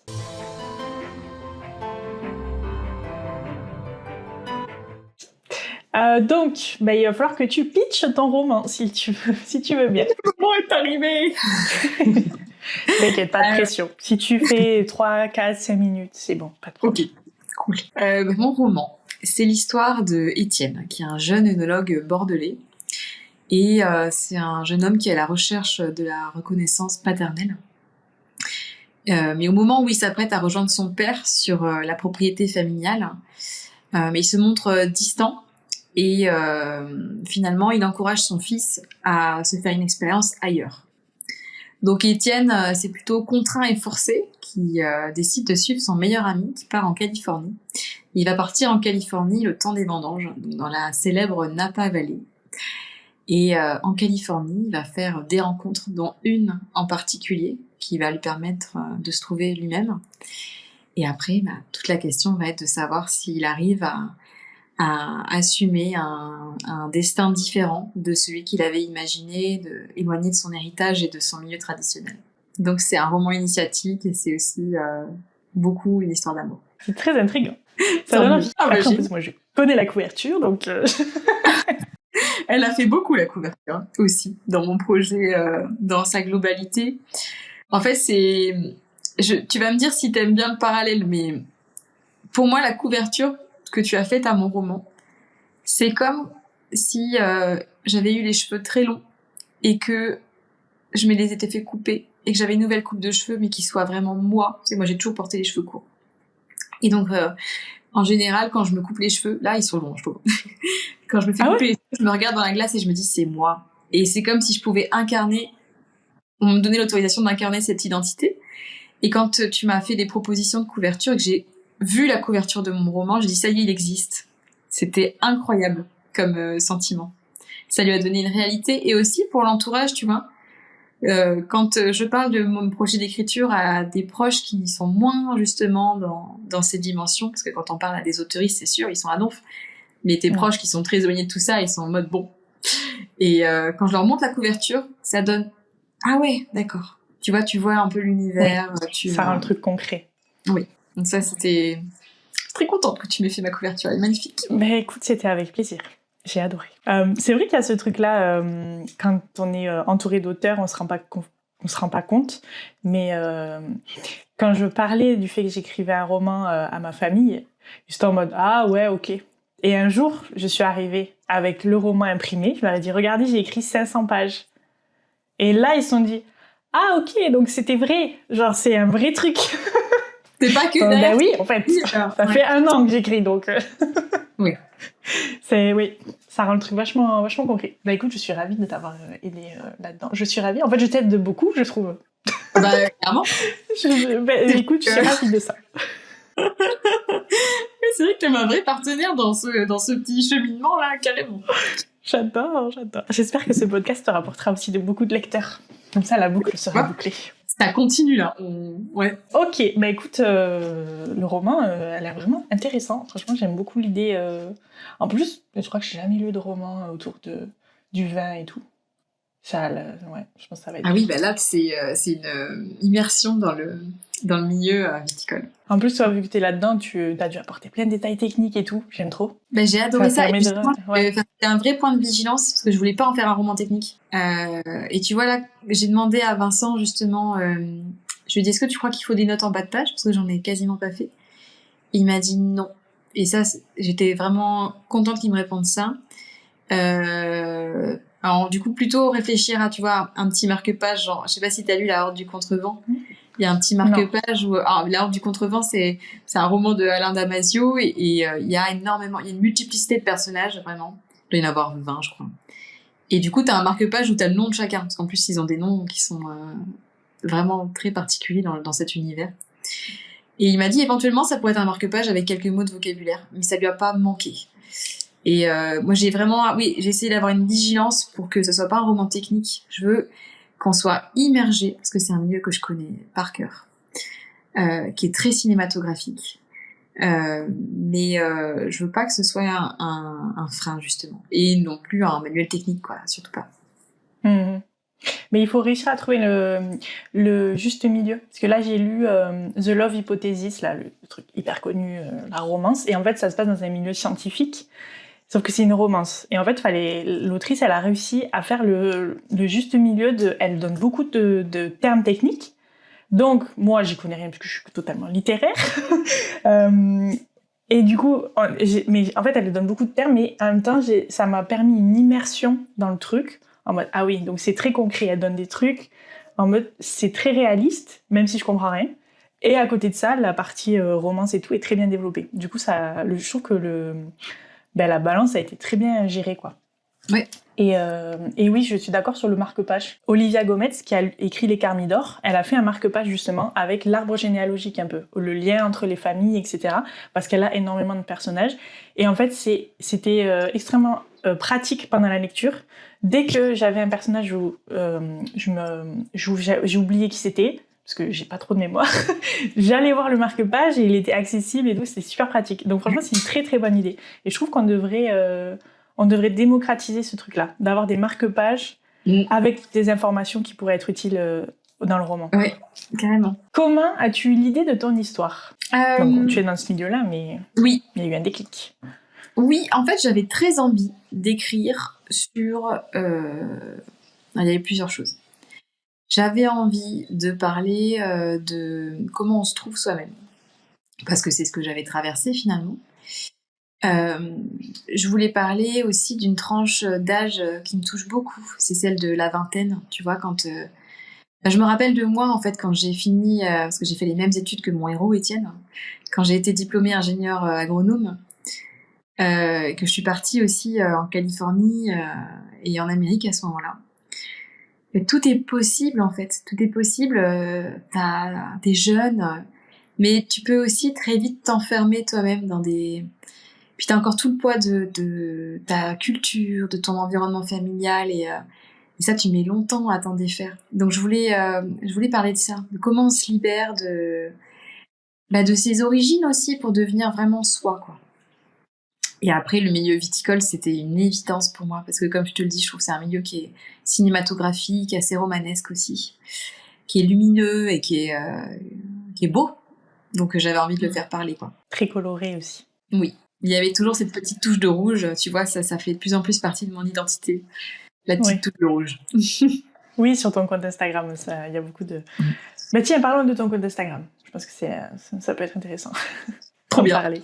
Du coup, tu expliquais aussi dans les pages survoltées que tu as mis du temps à trouver... non, je crois que c'est Elia qui disait ça. Qu'elle a senti un changement dans ton compte Instagram, où à un moment donné, tu l'as repris un peu en main, on va dire, et tu as trouvé ton truc, et tu t'es lancé là-dedans. Maintenant, ça a l'air de marcher, quoi. Tu as trouvé ta voix, on va dire. Ah, c'est marrant, c'est ça qu'elle a employé comme expression, j'ai adoré. Elle m'a dit, t'as trouvé ta voix. Et oui, c'est vrai qu'au début, j'ai tâtonné, parce que comme je te le disais au début, moi, j'apprends en marchant. Et je voyais bien que ce que je postais... Parce que quand moi, j'avais une expérience précédente des réseaux sur LinkedIn, quand j'ai eu une expérience déjà auto-entrepreneur avant d'être consultante. Et du coup, j'avais un petit peu compris, enfin, je m'étais beaucoup renseignée, j'avais compris le truc avec LinkedIn. Et là, je voyais que ce que je faisais sur Insta, c'était pas tout à fait ce que j'avais envie, en fait, de transmettre. Mais il fallait que j'essaye, que j'expérimente des trucs, c'était obligé. Donc derrière, c'est sûr que t'as un feed qui est un peu cracra de temps en temps, tu vois des trucs qui changent, mais petit à petit, il y a le ton, en fait. Le ton qui s'est affirmé, et surtout, je crois à partir du moment où je me suis libérée, j'ai décidé de me remettre à mon compte. J'ai décidé d'auto-éditer mon roman. Et j'ai décidé d'être moi à 1000%. Là, je me suis libérée aussi sur Insta, en fait. J'ai dit, mais là, c'est ma façon de m'exprimer. C'est comme ça que j'ai envie de m'exprimer sur les réseaux, et c'est ce que je veux faire maintenant. C'est hyper important d'être soi sur les réseaux, de montrer qui on est, sa personnalité. C'est ça qui va accrocher les gens, en fait. Ouais, c'est vrai. Je pense. Mais j'avais beau maîtriser un peu la théorie, tu vois, je crois que c'était dur de l'appliquer. Et donc voilà, là je suis contente parce que je sens que j'ai trouvé mon truc. Oui, et puis c'est très coloré, c'est très lumineux. C'est hyper plaisant de te suivre. Ah, Tes posts, merci. ils sont lumineux. J'ai pas d'autre mot que ça. Mais et puis c'est très, on reconnaît en fait. On reconnaît tes posts. Oui. Ça pop, il n'y a pas besoin de voir le nom, on sait que c'est toi. Et ça, c'est important. C'est Elia qui m'avait dit qu'il fallait vraiment que ce soit reconnaissable. Et tant mieux. Tant mieux. Il y a aussi, tu vois, la question de l'humour qui est importante pour moi. C'est très important. Ouais, et dans ce que j'écris, dans mes posts et aussi dans mon roman. Et donc, ouais, ça, c'est important. Alors, tu vas voir un petit peu ma charte graphique qui va changer. Là, je fais un gros boulot, du coup, là-dessus. Mais l'idée, c'est de garder vraiment l'identité. Par rapport, tu vas l'accorder un peu au roman ou... Écoute, l'idée c'est de tout aligner avec mon projet, mon univers, de refaire peut-être de le professionnaliser un petit peu plus. Mais oui, tout va être aligné et cohérent. J'ai hâte de voir ça. Merci. Et est-ce que les prochains romans, enfin le prochain en tout cas, celui que tu es en train d'écrire, est-ce qu'il a un lien avec le premier ou est-ce que ça va être des univers qui n'auront absolument rien à voir? Oui, alors en fait j'ai 2 projets de romans. Il y en a un où je m'étais dit ça peut être limite un roman compagnon. Et le second, celui je pense que je vais écrire en premier, le lien c'est le Médoc. C'est une région au nord de Bordeaux, région viticole où il y a les plus grands crus classés du monde. Hein. Allez, soyons chauvins, mais quand même, on a cette histoire-là. Donc oui, j'adore mettre en scène cet environnement-là, qui est très traditionnel, qui est un petit peu isolé, où tu as ces propriétés qui sont incroyables, ces vins qui sont incroyables, et à la fois cette terre qui est encore un peu sauvage, quoi. Donc ça sera le lien, oui. Ok, donc on reste quand même dans ce milieu-là. Tu nous disais tout à l'heure que tu aimerais bien le publier pour 2026, janvier 2026. Oui, ce sera. Là, ça y est, c'est vraiment le projet acté. En fait, je m'entoure de professionnels pour ça, et je me fais entourer sur la partie communication et promotion par l'agence La Plumerie. Et du coup, là, voilà, on a réfléchi le calendrier et ce sera fin janvier, peut-être début février. Moi, je verrai bien ça aussi au moment de la Saint-Valentin, parce que c'est une grande histoire d'amour dans ce roman. Donc, je pense que ça serait idéal. Oui, La Plumerie, trop cool. Je suis un peu en contact avec eux, parce que du coup, c'est eux qui m'ont proposé Amandine pour le podcast. Et j'aime beaucoup ce qu'ils font. Donc c'est cool. Moi aussi. Elles sont super, les filles. Ouais, elles ont l'air. Du coup, pourquoi tu as voulu te faire accompagner pour ta com, etc. C'est quelque chose que tu pensais ne pas réussir à faire? Disons que c'est des choses que j'aime faire, mais je pense que vraiment, je pense que l'impact il peut être beaucoup plus important avec des pros. Et justement, le premier, j'ai envie de le faire. Il y a eu tellement de travail en fait derrière ce roman. Moi, je pense que j'ai mis déjà beaucoup de travail. Je vais continuer à travailler dessus, mais pour être justement auto-entrepreneur et spécialiste d'un domaine, je sais à quel point c'est aussi important de laisser les gens réaliser leur métier. Enfin, je sais pas si je m'exprime correctement, mais tu vois, les réseaux sociaux par exemple, j'adore le faire. Mais là, en ce moment, je me fais accompagner par une pro pour réfléchir ma charte graphique, pour réfléchir à ce que je veux dire. Ça change tout. Toi, quand t'as fait la couverture de mon roman, ça a tout changé. Et là, sur l'aspect promotion, puis j'ai vu ce qu'on fait La Plumerie aussi pour Amandine. Et ça m'a énormément inspirée. Je dis, mais c'est génial. Parce que là, effectivement, le produit roman, il est valorisé comme il se doit. Et c'est ça que je voulais. Et ça, pour le coup, j'étais incapable de le faire toute seule. Hein. J'aurais fait sans doute quelque chose de pas mal, mais jamais à ce niveau-là. Oui, des fois, il vaut mieux s'en remettre à des gens dont c'est le métier, pour être sûr de pas faire d'erreurs, etc. Moi, c'est clairement ma philosophie. Hein. J'en serais jamais là où j'en suis là aujourd'hui si je m'étais pas fait accompagner par des pros dès le début. La formation Licard, le coaching des aventuriers de l'écriture, la correction éditoriale avec Bianco, et aujourd'hui, du coup, la promotion du roman avec La Plumerie, c'est évident. Alors, on va parler un peu plus de ton roman, enfin de la façon dont tu l'as écrit et de le roman lui-même. Qu'est-ce que tu as préféré écrire que ce soit dans le premier jet ou dans la réécriture? Est-ce que ce sont plus les dialogues? Est-ce que ce sont plus les descriptions? Les dialogues, clairement. J'adore les dialogues. Je sais pas, il y a un truc... Alors ça prend du temps de trouver la voix des protagonistes, c'est vrai. Mais j'ai beaucoup aimé ça. Justement parce que c'était là où il y avait aussi la notion d'humour. Étienne, il a un petit peu d'ironie, tu vois, il est un peu piquant de temps en temps. Et c'est quelqu'un qui est assez sensible, mais qui à la fois, de temps en temps peut en placer une pas trop mal, tu vois. Et puis il a son meilleur pote Samuel. Alors lui, il est lumineux, ce protagoniste. J'ai adoré le faire parler.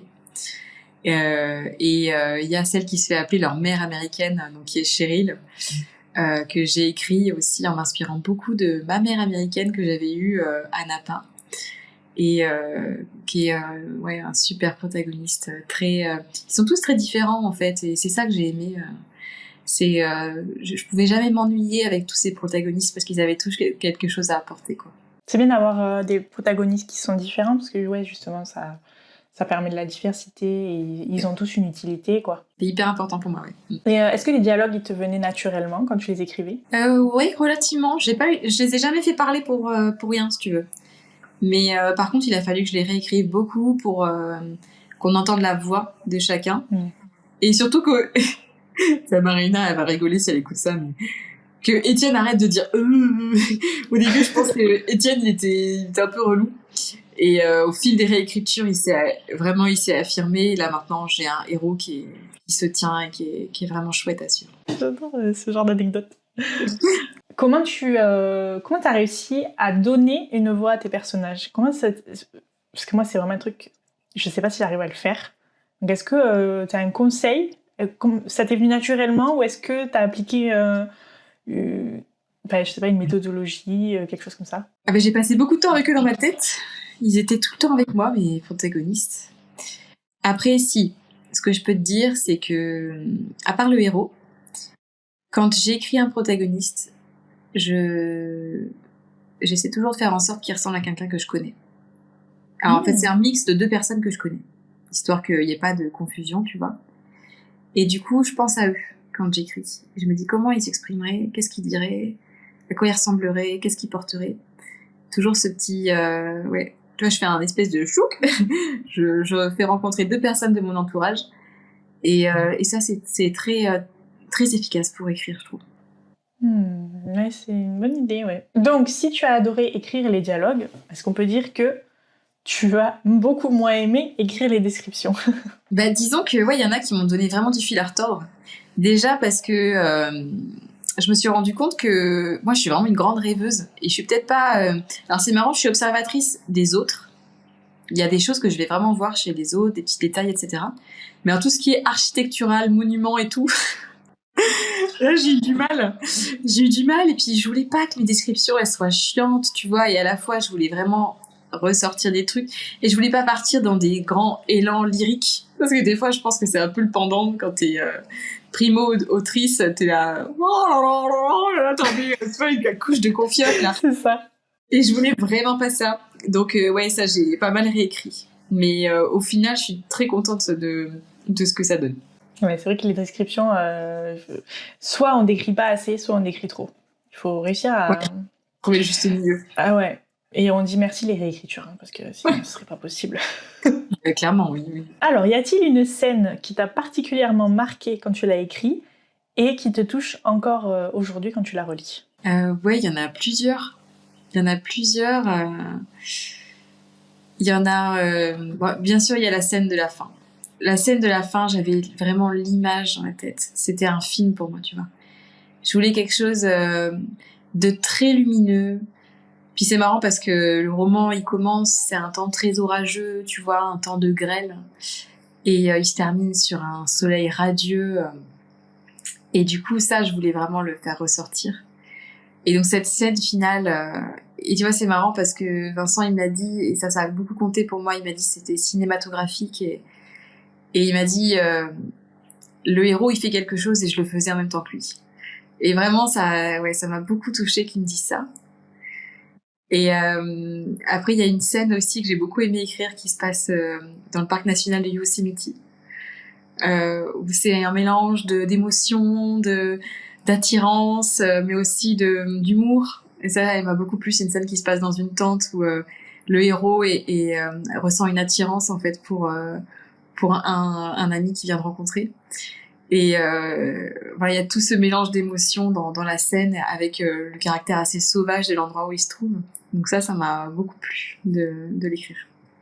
C'est très intriguant. Je sais pas trop en dire, mais à la fois, il faut quand même que j'en parle. Non, c'est bon, c'est juste assez. C'est parfait. Alors, justement, ça c'est ma question préférée. Est-ce que tu as une anecdote sur un moment où tes personnages ont fait ce qu'ils voulaient et où tu t'es adapté? Ouais, parce que, ouais, franchement, ils ont bien changé, mes protagonistes, quand même. Ils ont bien évolué. Ah, mais alors, est-ce que je vais pouvoir te citer un exemple précis? Je me suis beaucoup adaptée. J'ai beaucoup réécrit le dernier tiers. Le dernier tiers, en fait, il y a un moment où Étienne, il rentre chez lui dans le Médoc. Et là, effectivement, il fallait que ce soit le héros qui prenne un peu le contrôle, qui soit affirmé, qui s'affirme de plus en plus et qui soit différent de comment je l'avais écrit dans le premier jet, heureusement. Parce que c'était plus le même que celui qui est parti, en fait, à Napa. Quand il revient, il fallait un changement, ouais. Ouais. Et du coup, je pouvais pas respecter ce que j'avais prévu pour lui. Sur le premier jet, il y avait, on ressentait pas d'évolution entre l'avant et l'après. Pas assez. Ouais. Et en fait, c'est ça qui m'a fait réaliser aussi Pauline. Et c'est ça qui me plaisait pas dans le roman. Je disais, mais il y a un truc qui va pas, en fait. Il y a un truc qui va pas. Et elle me disait, mais en fait, avec tout ce qu'il a vécu là, il a forcément un regard différent sur son environnement familial. Et c'était ça qu'il me fallait. Parce que c'est ça aussi qui lui permet de se libérer après. Ouais, c'est important l'évolution des personnages. C'est un truc qui est dur à faire, je pense. Oui. À quel point on a réussi à le faire évoluer? Est-ce que c'est exactement ce qui t'est arrivé finalement? Et c'est pour ça qu'il faut un regard extérieur, toujours. Oui, carrément. Ok, donc tu nous as dit que tu t'inspirais, que tu avais besoin de t'inspirer de gens que tu connaissais, mais je pense que j'ai déjà un peu la réponse à cette question, mais les personnages que tu as écrits te ressemblent-ils? Donc Étienne est inspiré de ta vie, mais est-ce que il te ressemble ou pas? Non, je crois pas. Enfin, en fait, je pense que c'est aussi pour ça que c'est un homme, Étienne. C'est que dès le début, je voulais pas que ce soit moi. C'est quelqu'un qui recherche la même chose que moi. C'est quelqu'un qui cherche qui il est et sa place dans la vie. Mais au-delà de ça, je crois que c'est tout, en fait. J'avais pas envie d'être Étienne. Ou j'avais pas non plus envie qu'Étienne soit moi, tu vois. Ça marche dans les deux sens. Ok. Donc, non. C'est un héros qui est attentif, qui est sensible. Peut-être que je le suis aussi, tu vois. On doit partager des traits de caractère. Mais après, ça s'arrête là. Et j'espère vraiment que j'ai réussi ça parce que je voulais pas que Étienne soit moi. Tu voulais une distance. Oui. Une distance quand même. Ouais, c'était important pour moi. D'ailleurs, tu vois, je recherche pas. Enfin, mon père n'a rien à voir avec le père d'Étienne. Hein. Ils sont très différents. Et du coup, il y a aucun personnage. Après, peut-être que tu l'as fait inconsciemment, mais il y a aucun personnage qui te ressemble. Tu t'es pas dit, je vais mettre un peu de moi dans tel personnage, etc. Tu t'es pas posé la question? Non, les personnages des femmes sont importants. J'ai essayé de les décrire de les écrire comme des femmes indépendantes, affirmées. Tu vois, pas parce que mon héros c'est un homme, son meilleur ami est un homme aussi, et du coup il y a quand même beaucoup d'hommes dans le roman, mais les femmes elles tiennent une place très importante et je voulais toutes que ce soit des femmes affirmées, indépendantes, colorées. Et après, non, dans mon héros il y a aussi j'ai un ami très proche qui m'a inspiré le début de l'histoire en fait, parce que lui ses parents ont une très belle propriété dans le Médoc et c'est un héritage qui est magnifique et écrasant à la fois, et je me suis toujours demandé qu'est-ce qui se serait passé s'il n'en avait pas voulu. Parce que lui, je pense qu'il est comme un poisson dans l'eau dans cet environnement viticole, mais et si, tu vois, il n'en avait pas voulu. Et puis c'est marrant parce que quand on s'est rencontrés, j'avais à peu près l'âge d'Étienne. Et à ce moment-là, lui, il est parti en Afrique pour faire du safari, mais de manière professionnelle. Et donc il y avait une question aussi, il aurait pu devenir ranger à ce moment-là. Et du coup, je m'étais dit, waouh, c'est fou parce que il est en train de tracer un chemin qui peut-être va être très différent de son héritage, parce que c'est comme ça qu'on en parlait quand même dans le milieu viticole.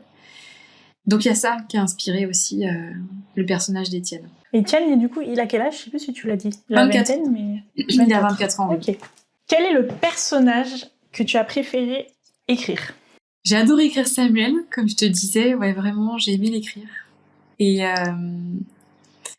j'ai beaucoup aimé Tom, dans Étienne va s'éprendre. C'est quelqu'un... c'est un artiste. Donc c'est vraiment quelqu'un que j'ai pris beaucoup de plaisir à écrire. Dans sa sensibilité exacerbée, mais aussi dans une forme de... Il est un peu plus âgé, il a une forme de maturité peut-être que j'ai aimé. Et il y a Christian aussi, qui est l'ami mexicain que va rencontrer Étienne, qui est très chouette. Beaucoup de personnages. Ça donne envie de les découvrir. Oui, il y a beaucoup de personnages. Est-ce qu'il y a un élément que tu veux ou que tu as voulu absolument caler dans ton roman? Le vin. Hein. Le vin, c'était indispensable pour moi, et sous plusieurs formes. Tu vois, il y a les vignobles du Médoc et de Napa, et il y a donc ces belles propriétés, mais il y a aussi l'aspect dégustation, qui me passionne. Et ça, je voulais vraiment le mettre en lumière. Parce que c'est vrai que c'est complexe, le vin, c'est de l'alcool, c'est un sujet qui est maintenant un petit peu décrié. Bordeaux, n'en parlons pas, parce qu'avec c'est ce qu'on appelle le Bordeaux bashing, c'est la manière dont on a critiqué les vins de Bordeaux depuis une dizaine d'années. Donc maintenant, pour les amateurs de vin, tu vois, si tu vas chez un ou une caviste, on te propose rarement du Bordeaux, parce qu'ils sont réputés comme étant trop chers, trop un peu old school. Et du coup, moi, je voulais vraiment parler de ces vins, de la magie du vin, qui est dans notre héritage aussi, dans notre patrimoine, de ce qui se passe quand on déguste. Parce que tu vois, moi, avec mon amoureux, c'est vraiment... la dégustation, c'est un moment de partage, de symbiose, vraiment. On parle du vin. Il y a tout un vocabulaire aussi dans le vin, tu vois. Tu dis d'un vin qu'il est tendu, qu'il est gras, il a une longueur, une densité, enfin... C'est toute essence, en fait, comme dans un roman, qui sont mis à contribution. Et ça, je voulais vraiment le mettre en lumière. Okay. Du coup, tu as réutilisé tout ce vocabulaire-là dans le roman. On va pouvoir être immergé dans le vin. J'ai essayé, mais ça, encore une fois, sans que ça devienne trop lourd, tu vois. Ouais. Est-ce qu'il y a une scène que tu avais en tête avant de commencer le projet? Oui. C'était les scènes du début, quand Étienne il passe sa soutenance, l'œnologue, et qui a cette fête sur le campus. Parce que moi, c'est quelque chose que j'ai vécu aussi quand j'étais à sa place. Et je voulais vraiment, ce côté, cet orage, ce truc un peu menaçant, cette atmosphère menaçante. C'est le début de l'été. Tu sens que les étudiants désertent le campus. Toi, il y a une page qui se tourne. Tes années d'étudiants qui se tournent. Tu te tournes vers la vie. Et il y a cette menace un petit peu qui plane, des choses qui se passent pas comme il avait prévu, son père qui le repousse. Mais après, c'est vrai qu'il y a un truc que je t'ai pas dit. J'aurais peut-être dû... On va rebobiner. On refait tout si tu veux. Oula, sans les bugs cette fois. Non. En fait, avant d'écrire mon roman, j'ai écrit une nouvelle. J'ai écrit une nouvelle pour un concours de nouvelles sur le thème de la Californie. Et dans cette nouvelle, il y avait déjà Étienne, il y avait déjà le père d'Étienne, il y avait déjà la Napa Valley. Il y avait en fait les éléments fondateurs de mon roman. Et c'est en écrivant cette nouvelle que j'ai dit, ok, ça, je vais aller au bout, je vais le transformer en un roman. Donc ça, c'était déjà présent. Ok, oui, du coup, ok. Donc il y avait quand même cet automatisme d'écrire une nouvelle, mais après tu t'es dit non, ça suffit pas, quoi. Ouais, là, cette fois, ça y est, je tiens un truc où je vais pouvoir passer du temps avec lui. Oui, plus d'un an. Je pense qu'on va avoir passé 1 an et demi ensemble avec ce manuscrit, mais sans jamais...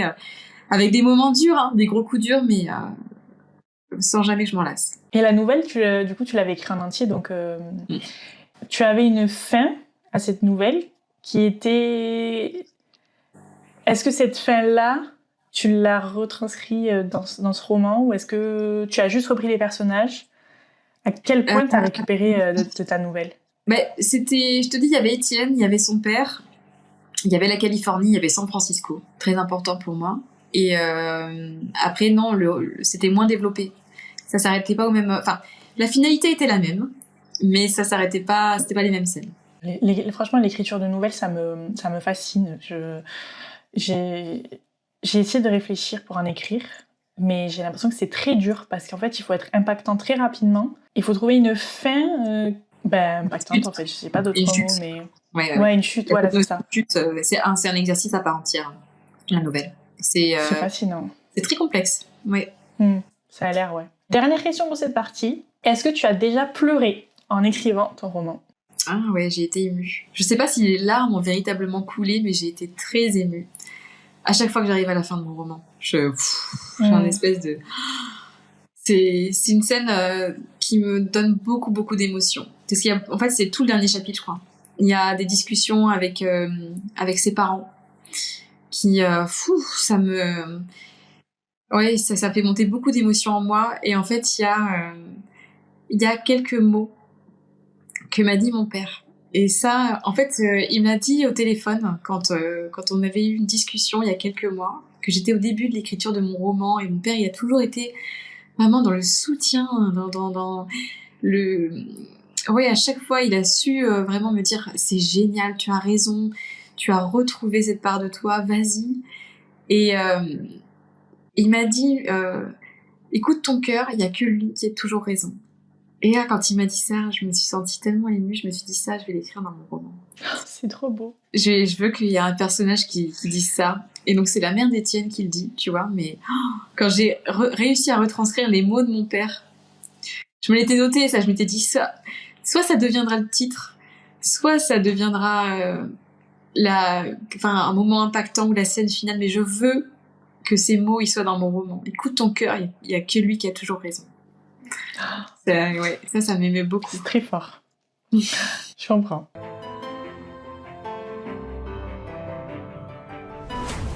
On va passer à la partie 4, qui s'appelle les goûts et les couleurs. J'aime trop cette partie. Je te dis, écoutez tous tes épisodes. Ça doit te faire bizarre de participer à ça, du coup. Alors, pour toi, un bon chapitre doit comporter combien de mots ?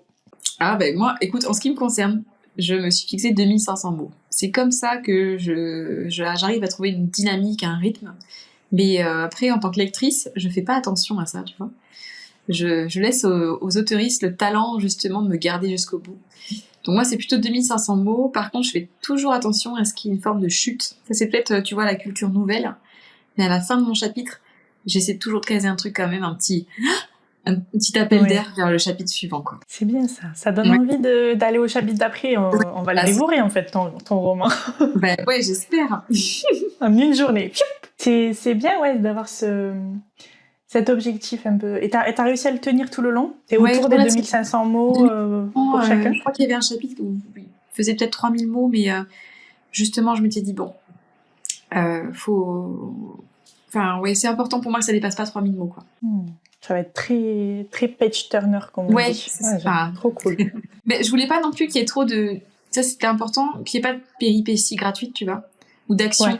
Pas un roman tu vois, c'est pas un roman d'action, tu vas pas avoir pas de magie, de sorts, mais il y a des rebondissements, mais je voulais aussi que ce soit un roman qui ait une fluidité, tu vois, pas un roman contemplatif, mais quelque chose de... Ouais, ça se passe aussi dans les grands espaces de la Californie. Je voulais qu'on sente ça, ce côté naturel, quoi. Y a-t-il un cliché de la littérature dont tu ne peux pas te passer et que tu aurais éventuellement calé dans ton roman ?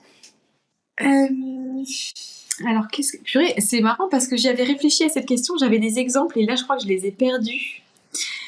Un cliché...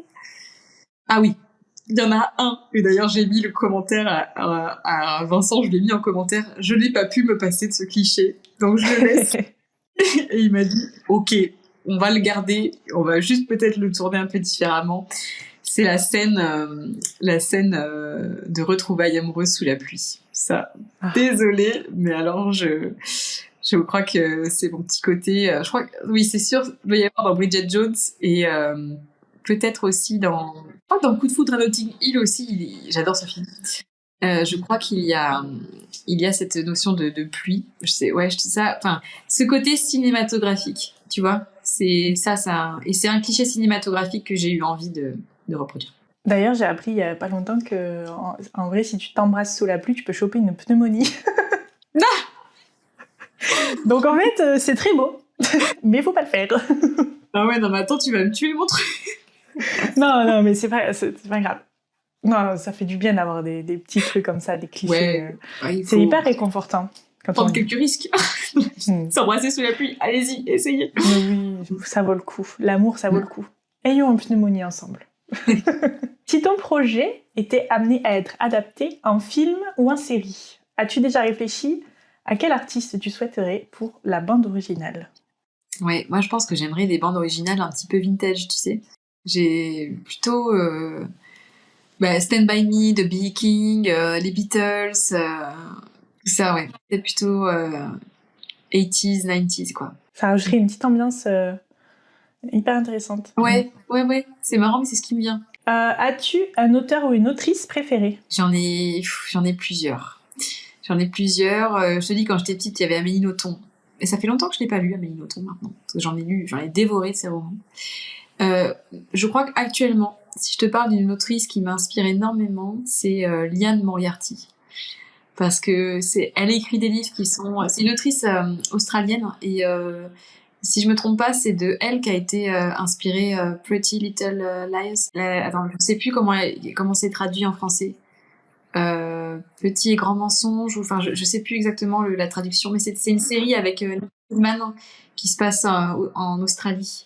Mais elle a écrit plusieurs romans, et à chaque fois c'est des bonds de lumière, d'humour et de profondeur en fait. Et c'est ça qui m'inspire énormément, c'est que elle traite des sujets sous couvert d'une intrigue assez légère et très drôle.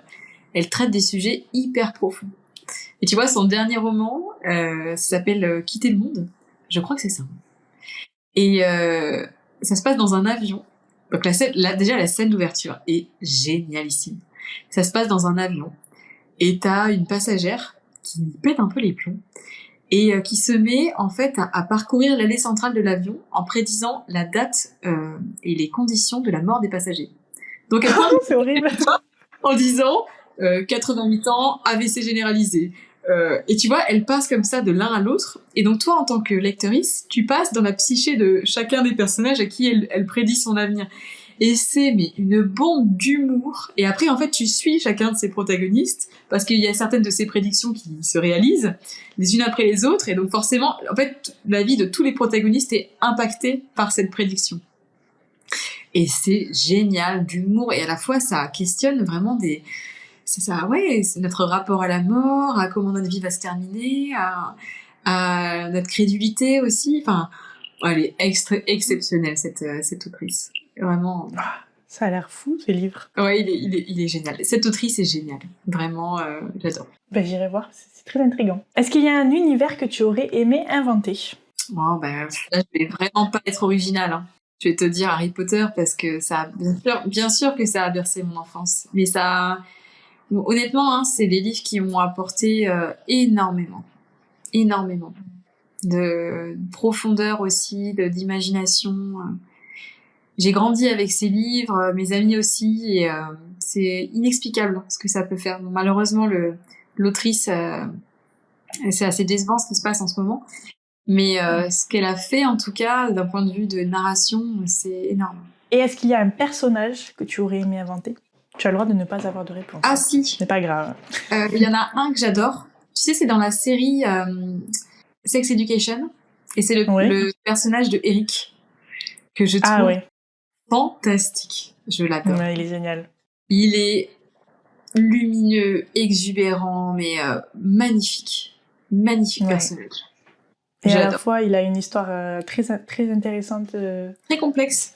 Ouais, très complexe. C'est un personnage avec plein de facettes et vraiment, je l'adore. Ouais, je comprends. Ok.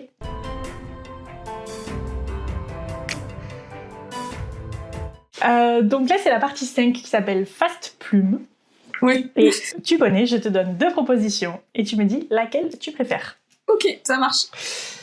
Alors, chapitre court ou chapitre long? Donc, chapitre court. Plutôt. Titre de chapitre ou pas?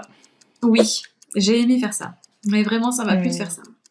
J'ai adoré, en fait. Ouais. C'était un peu ma récompense aussi. Ah je vais faire un petit clipette. C'est ça. Trouver un truc impactant et tout. C'est Ouais. qu'est-ce que je pourrais dire? Donner un indice ou pas? Ouloulou.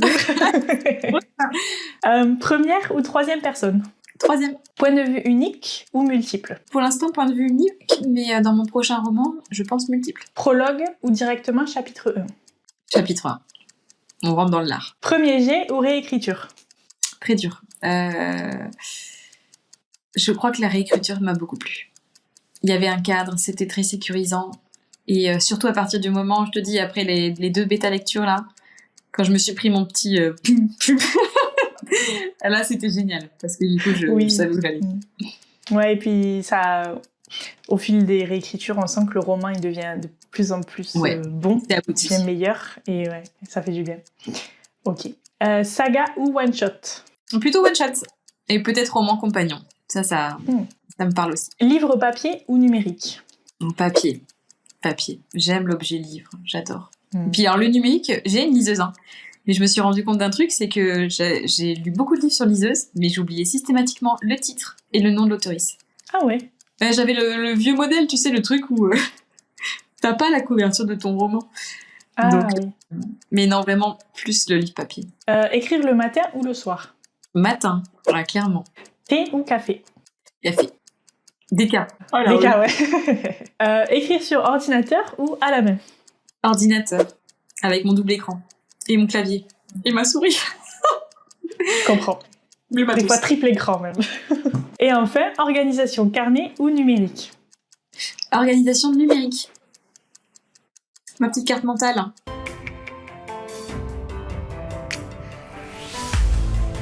Donc, on passe à la partie 6. Je vais te donner...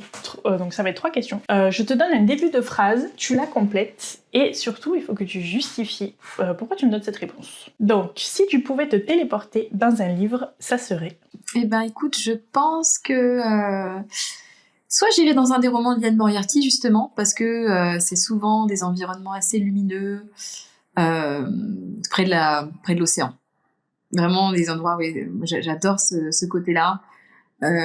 Sur la côte australienne, il y a cette lumière, ce soleil, donc ça j'adore. Et en ce moment, je lis un roman qui s'appelle Loin de Alexis Michalik. Je sais pas si tu connais, il a fait des pièces de théâtre assez... Pas du tout. Et c'est une épopée en fait d'un jeune homme qui part sur les traces de son père et qui découvre toute la vie de sa famille. Et c'est écrit un peu en mode road trip. Et ouais, ça, j'aimerais bien être avec eux. Ils ont l'air très sympas. Ouais, j'aime bien les romans road trip un peu. Tu découvres plein de choses. Si tu devais être publié dans une seule maison d'édition, ça serait? Plutôt une petite moyenne, tu vois. Une petite assez installée, mais ouais, voilà, vraiment qui garde quand même encore une proximité vraiment avec ses auteurices. Parce que je trouve que ça transparaît en fait, cette espèce de respect. Et puis aussi les maisons d'édition qui sont à fond derrière leurs auteurices. Un peu comme HSN, tu vois, c'est la maison d'édition de Dimitri Pavlovsky, de la formation nucléaire. Je ne connais pas du tout. Ok. Je publie surtout c'est pas du tout mon genre pour le coup, donc c'est impossible que ça arrive, tu vois, c'est plutôt du fantastique.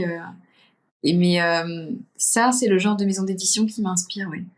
Ah, ici, ouais, une maison d'édition auquel je pense. Si, j'aurais dû répondre ça dès le début d'ailleurs. En fait, quand j'ai fait le séminaire à Lyon, j'ai rencontré une éditrice. Et quand j'étais au séminaire, donc il y avait des auteurs, des autrices, des éditeurs, des éditrices, et il y avait Lucie Castel, donc qui est à l'origine de la formation, et Johanna Vogel. Et les deux, voilà, sont derrière l'Institut des carrières littéraires. Et tous ces gens, pour moi, c'était des rockstars. Et en fait, je n'osais pas les approcher. J'étais en mode... J'arrivais pas à leur parler. Et je voyais les autres, tu sais, qui leur parlaient, j'étais là, oh, ils y arrivent, regarde. Mais moi, je me sentais illégitime. Je n'osais pas les approcher, tous ces gens. Et en fait, il y a eu une éditrice avec qui j'ai un petit peu parlé à un moment donné. Et alors, truc de fou. En fait, le dimanche, quand je suis rentrée à Bordeaux, que je suis allée prendre mon avion, je suis tombée sur cette même éditrice. Et on a partagé un trajet de métro et après le train rapide, tu sais, qui nous emmenait de Toulouse vers l'aéroport. Je sais plus comment il s'appelle, le Road Express, ça m'avait fait beaucoup rire d'ailleurs, parce que j'étais en mode, putain, c'est le Poudlard Express de Toulouse, quoi. Et en fait, on a eu un moment privilégié de 20 minutes de discussion. Elle était avec son fils à ce moment-là, et j'avais adoré cette rencontre. Et elle venait de sortir sa maison d'édition. Donc on avait parlé de nos projets d'entrepreneurs respectifs. Et du coup, sa maison d'édition s'appelle Édition Pélagie. Et ça, elle m'inspire beaucoup. Ouais, vraiment, j'ai adoré discuter avec elle. Je me suis sentie une proximité avec elle. Et aussi la manière dont elle parle de leur maison, sur les réseaux, le travail qu'elles font, c'est génial. J'adore. Et je m'étais dit, c'est peut-être l'univers qui t'envoie un signe. Et au départ, tu vois, je m'étais dit, mon roman, je vais le bosser pour l'envoyer juste à elle. Et puis finalement, tu vois, je t'ai expliqué un petit peu tous les rebondissements, mais j'ai décidé plutôt de passer par l'auto-édition. Mais s'il y a bien une maison d'édition qui me fait envie, c'est celle-là. Et du coup, ouais, sa ligne éditoriale, elle collait avec ton roman.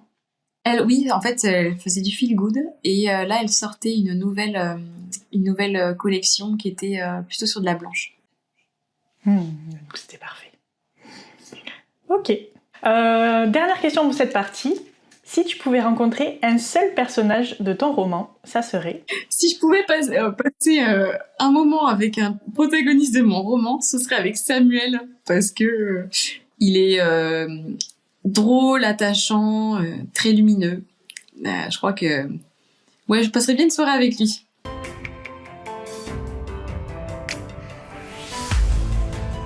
Donc, la partie 7 se nomme le jeu d'imagination. À partir de cette image, il faudrait que tu essaies d'imaginer en quelques phrases le début d'une histoire. Écoute, je pense que c'est Elisabeth qui vient d'emménager dans une petite ville parce qu'elle est à la recherche de quelque chose sur son identité. Je pense qu'il y a un secret de famille et elle est à la recherche de réponses. Et là, elle va rencontrer quelqu'un qui va très probablement lui faire des révélations sur sa famille et son histoire et d'où elle vient.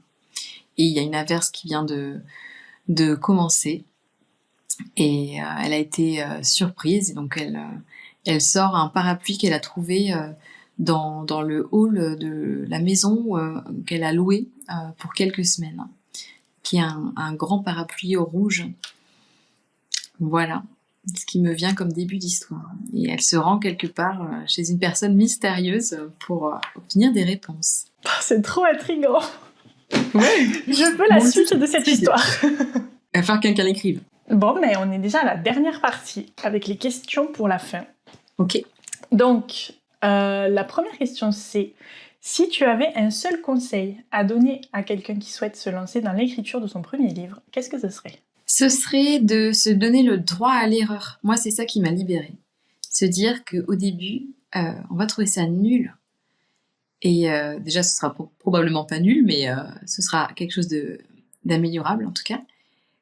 Et vraiment, s'autoriser à ce que pendant longtemps, ça nous plaise pas. Et que peut-être même ça plaise pas aux autres. Mais juste avoir la flamme et se dire, un jour, ça va plaire. Et votre histoire, si vous voulez que ce soit cette première histoire qui soit d'un rendu professionnel, mais vous y arriverez en fait. Parce que vraiment, c'est la magie de l'écriture, c'est la capacité des auteurs et des autrices à améliorer leur premier jet.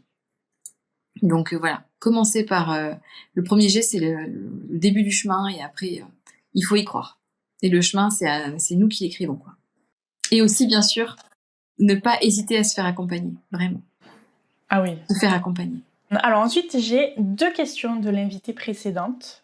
Okay. Normalement, il n'y en a qu'une, mais là, il y en a 2. Qu'est-ce que tu as vécu dans ton enfance que tu aurais pu glisser dans ton livre ? J'ai vécu l'envie d'exister pour ses parents. L'envie d'attirer l'attention, comment dire, cette espèce de besoin de reconnaissance de ses parents. C'est ça aussi qui a fait que j'ai fait ces études, que j'ai voulu avoir un beau métier. Mais au final, voilà, c'était pas ça que je voulais vraiment. La deuxième question, elle est un peu plus légère. Si tu devais choisir une seule couleur pour ton roman, ce serait laquelle ? Ah, j'adore ! Le rouge, le Golden Gate que tu as si bien retranscrit sur ma couverture. le rouge que tu vas retrouver un peu partout sur mon compte Insta, sur mes lèvres aujourd'hui. Ça, c'est mon truc. Une petite touche de rouge. Mais ça rappelle le vin aussi. Oui, bien sûr, et merci de le dire. J'oublie le principal. Y a-t-il une question que tu aurais aimé que je te pose ? Peut-être à qui je voudrais dédicacer ce roman. Mais j'en ai un peu parlé, je pense. Ça, j'adore le côté dédicace, tu sais. Ça me rappelle quand j'ai fait mon mémoire de fin d'études, tu te bosses tellement dessus, à la fin, t'as envie de remercier tous les gens autour de toi. Et j'adorais lire les remerciements des autres aussi. Mais oui, je pense que c'est un roman que je voudrais dédicacer à mon père en particulier. Parce que mon père, c'est un rêveur. Et pourtant, c'est un rêveur qui a aussi les pieds sur terre parce qu'il a fait des très belles choses dans sa vie. Professionnellement aussi. En tant que papa, en tant que professionnel. Ouais, je crois que j'aimerais beaucoup lui dédicacer mon roman. Et puis pour la petite phrase aussi qui t'a... Pour la petite phrase qu'il a glissée. Ouais.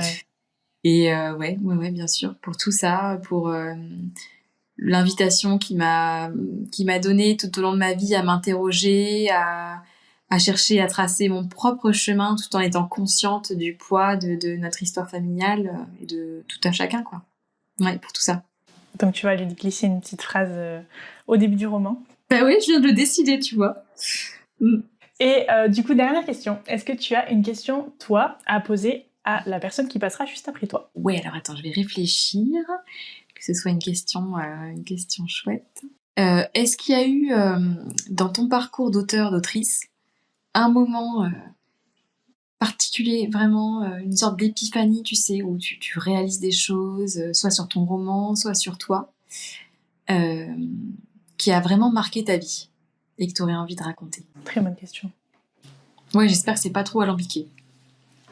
Non, c'est très bien, je la note. Okay. Très bien, mais c'est la fin du podcast du coup. Donc je te remercie beaucoup d'être venue. Je te remercie aussi pour ta patience avec tous ces problèmes techniques. Bah non, mais t'as été patiente aussi, hein. C'est des deux côtés. Écoute, pour ton invitation, c'était trop bien de pouvoir parler de mon roman sur, tu vois, comme on disait au début, sur du long cours. Donc c'était trop cool. Merci pour ce que tu fais, Émilie, c'est trop bien. Merci d'avoir écouté cet épisode. N'hésitez pas à vous abonner pour ne rien louper. Rendez-vous sur mes réseaux sociaux pour me suivre et suivre l'actualité du podcast. Et n'hésitez pas à le noter 5 étoiles s'il vous a plu. À très bientôt.